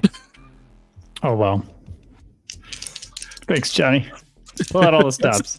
Let's go. Gears Let's is go. like, with I'm going to try to unstable. rig this, and then he just like passes out. Let's say it's a trauma thing. Being unstable. I want my ship to be perfect. I like that. I don't want any downsides here. I hear you. Yeah. I'm sure I hear it's you. jury rigged, but I don't want a delay between the cooling system switch. I go a little too far. I hear you. Oof. That's probably I didn't tell you what to roll there. Oh, the lowest I could have rolled was 2, so I just rolled 2 dice. But what am I rolling? It sounds like a resolve to me. Yeah, it's 2. So that's 2. Okay. 2 is what So you I roll. get 4 stress. Yeah. Yep. So I have a trauma. Yeah, you do. I think when this case make it to Warren, he doesn't pass out. I think it means that he is. Do you have obsessed yet? You do have obsessed, No. right? Obsessed. You don't. No, Now I you have are. obsessed. Unstable. Now you are obsessed. You're We've got obsessed 3 obsessed with, people on this ship. You cannot suffer any dings, any scratches, any sub-average functioning of the Montresor. should we put Havok back? I was gonna say that's gonna cause some issues between the two of us. Mhm. Yeah. And I think Nothing like you trauma messing with your relationships. I you don't know? think you pass out. I think that it looks like you just like obsessing and focusing on fixing things completely. Yeah. You go on an unnecessary spacewalk to like buff out a scratch. So No, dangerous. honestly, he might. Yeah. Yeah. Unstable and obsessed. Absolutely, he does. Yeah. But you make it back to Warren, so that's good. Who knows? I was getting ready to roll randomly on the map and just be like, where do they end up? So, we touched down on Warren, and immediately over the con, he's just like, Havok, you gotta settle down more gentle. Come on. All right, let me try again. He lifts off again. No, you don't. All right. And it lands it the same exact way. Yeah, that's the real Havok. all right, we've done payoff and upkeep. It's time for heat. Indeed. I forget we take one list because we're just passing through. heat. Yeah, it's pretty big. It's pretty hot. My gut says loud and chaotic high exposure. I think your gut is right. Yeah, I think starting at 4 heat. High profile or well connected target. We made no effort whatsoever to be quiet. I don't think I'm gonna give you any extra heat for high profile or well connected target. He's a shadow broker. He is a well connected target, but like he's not the nature of shadow broker. Like no one really knows who they are, and so I'm not gonna give you heat for that. You didn't publicly use any artifacts. You used artifacts, but not publicly. Unfortunately, you did kill. Well, our clones hegemonic citizens. Probably not. Either way, there was massive property damage. So, And illegal weapons use. Yep. So I'm gonna say 6 heat. Yeah. The question about citizenship with the clones really plays into how much property damage there was. That's a fair point. Yeah, If they're not citizens, then they're property. What system are we in? That is in Breck. We're in Breck. Oh, So That's it's gonna in be breakfast. a wanted level in Breck. another one. Yes, another. You already considered the -1 from just passing through, right? I did not, but Okay. it still gives you enough to give you a wanted level. Just enough to give you a wanted level. Sorry, Danny. And so we get a roll on entanglements. Let's get tangled. Let's get tangled. Let's get Takes two to tangled, babe. tangle. Want it too. Okay. Here we go. Oh no, what is this one? Don't do that. Is Boba Fett coming? So I think this is actually before you get to Warren. Great. This happens before you get to Warren. Home sweet, not quite home. And I'm so interested to see what especially Praxis does with this. There is a jump gate. It would be the nearest one. So it would be the one from Breck to pull up my fancy little Iota? map here. Yeah, it's in Breck To Iota. Yep. It would be the Breck to Iota jump gate. As you get closer towards it, either in hyperspace or in regular space, you all hear the jump gate speaking to you in a language. It's garbled and broken, and it's like the undertone of like chanting is the overtone, and like under it you can hear language.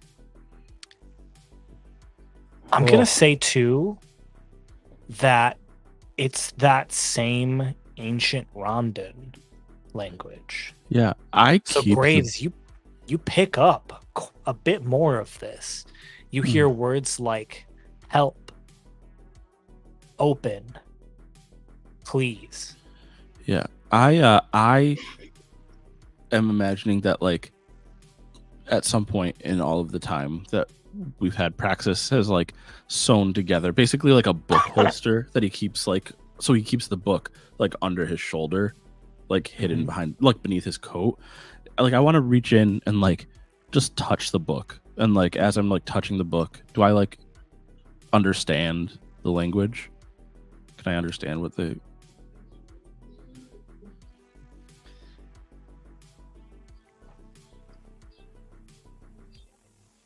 I think you'll pick up as much as Graves does. Okay. I think you pick up as much as Graves does. The rest of you, it just doesn't make any sense, but it's talking to you.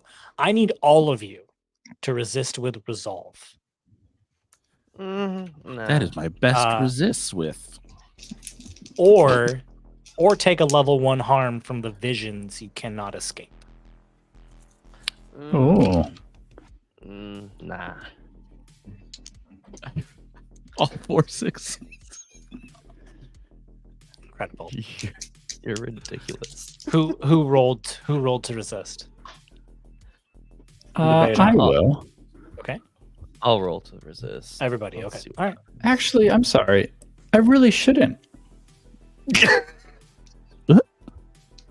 It makes sense to me that if Graves hears what he perceives as Romden, Mm-hmm.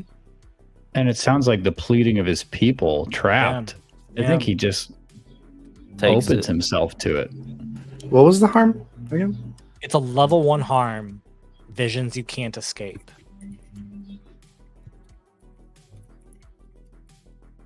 Fine. Take him. I rolled a 4, so I take 2 stress. Okay. 2 stress. My level 1 harm is already filled, so I'm not gonna play around with taking more harm. Makes sense.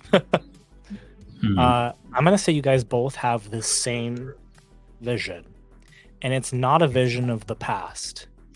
It is somehow a vision of the future.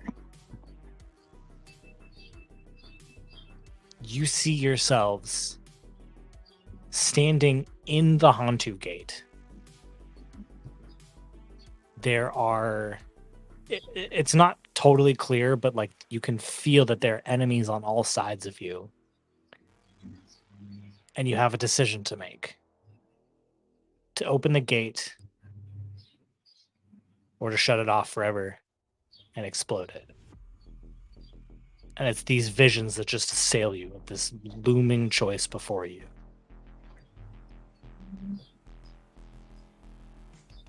And that is what just plays in your head over and over and over again. So take the level 1 harm. Visions you can't escape. Inescapable vision. To make it even more fun, I think it's like Graves. Graves is like in combat with someone, right? Like fighting someone in the Hantu Gate. And Gears, you're like standing at the control center, like waiting to hear what Graves, says.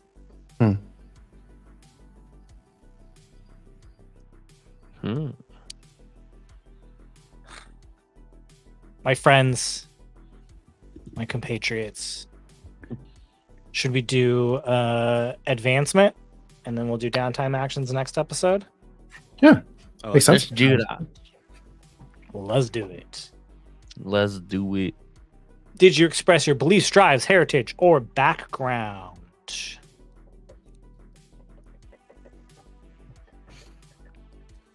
Yeah. Saving a friend. Yeah. Yeah. Havok said, I'm not a clone. Good job, Havok. Did you struggle with issues from your vice or trauma? Yes. Yeah. I think Gears was unstable that whole time. It's pretty unstable. Sure. Take an XP. Did it cause too much trouble for you, though? Not really. So we'll just say the 1 XP. Same. What about for me? Yeah, I took myself out again using my. Yeah, I think that's one. I think it's just one. Sorry. Sorry. Sorry. I appreciated it, and I'm sure your crewmates appreciated it as well. It was epic. Nah, it's whatever. Gears, did you address challenges with technical skill or ingenuity? Did I hack the terminal? Get inside. Take an XP. Take an XP. Okay. Graves, did you address challenges with force or threat? Nope. Pacifism. Yeah. Real Martin Luther King. That episode.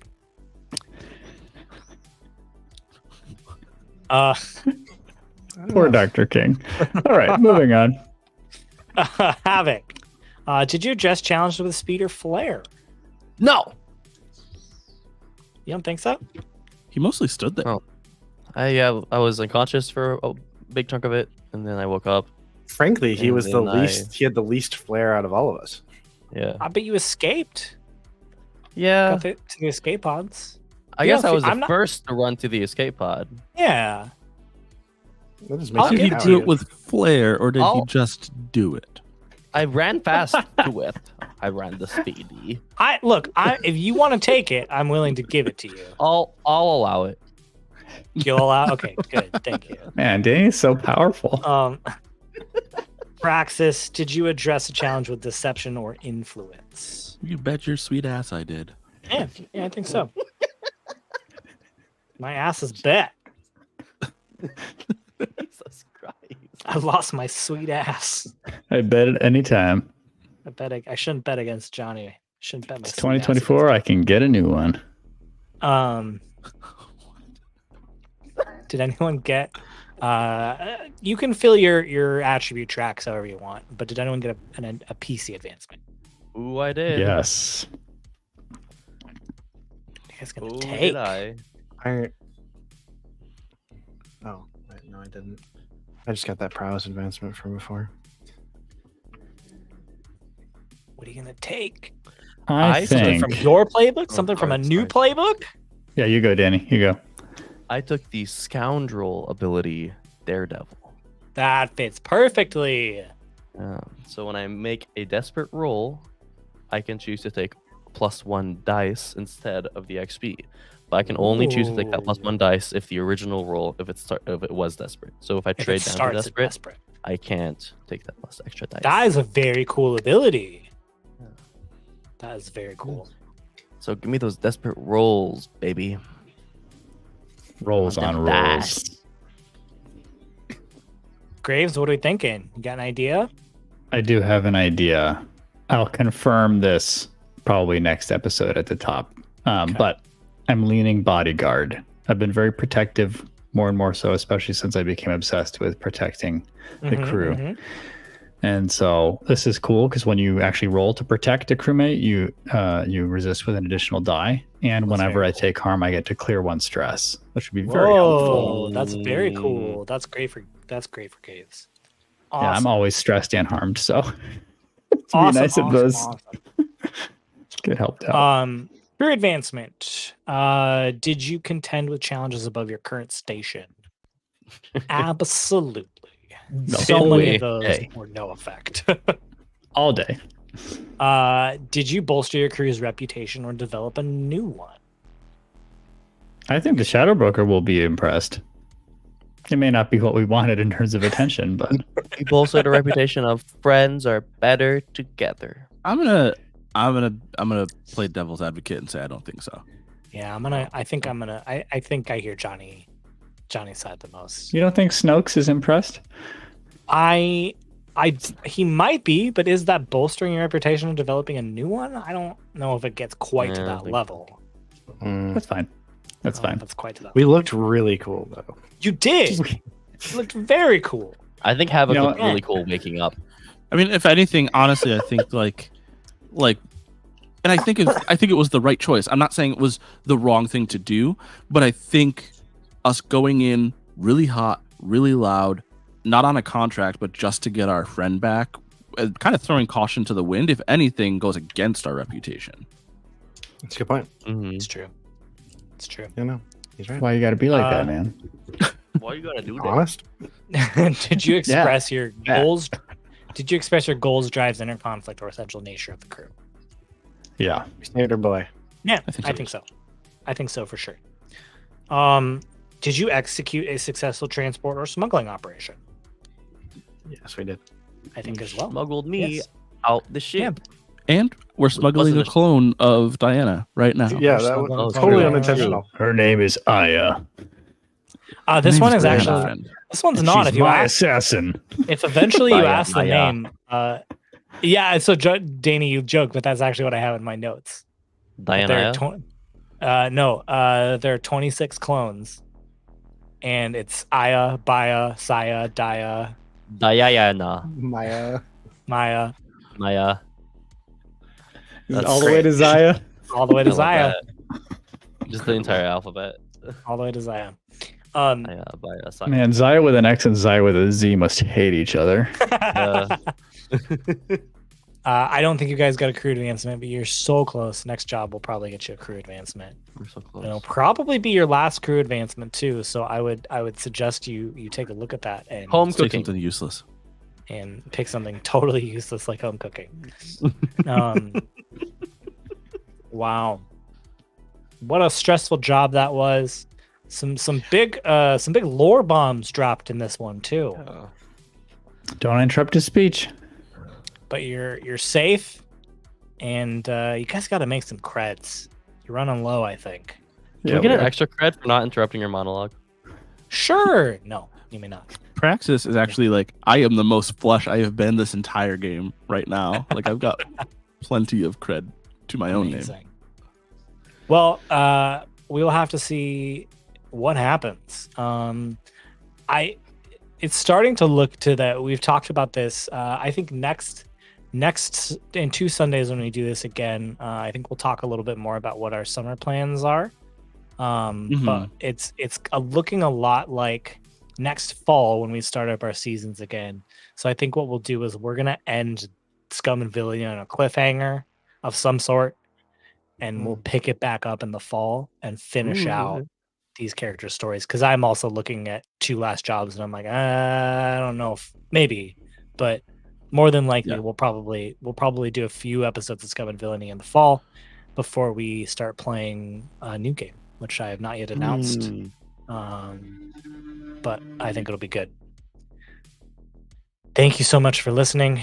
And for those that are interested in supporting us, please take a look at our Patreon, patreon.com/Dustfire Media. At any level, you're going to get access to our Patreon exclusive show, The Forge.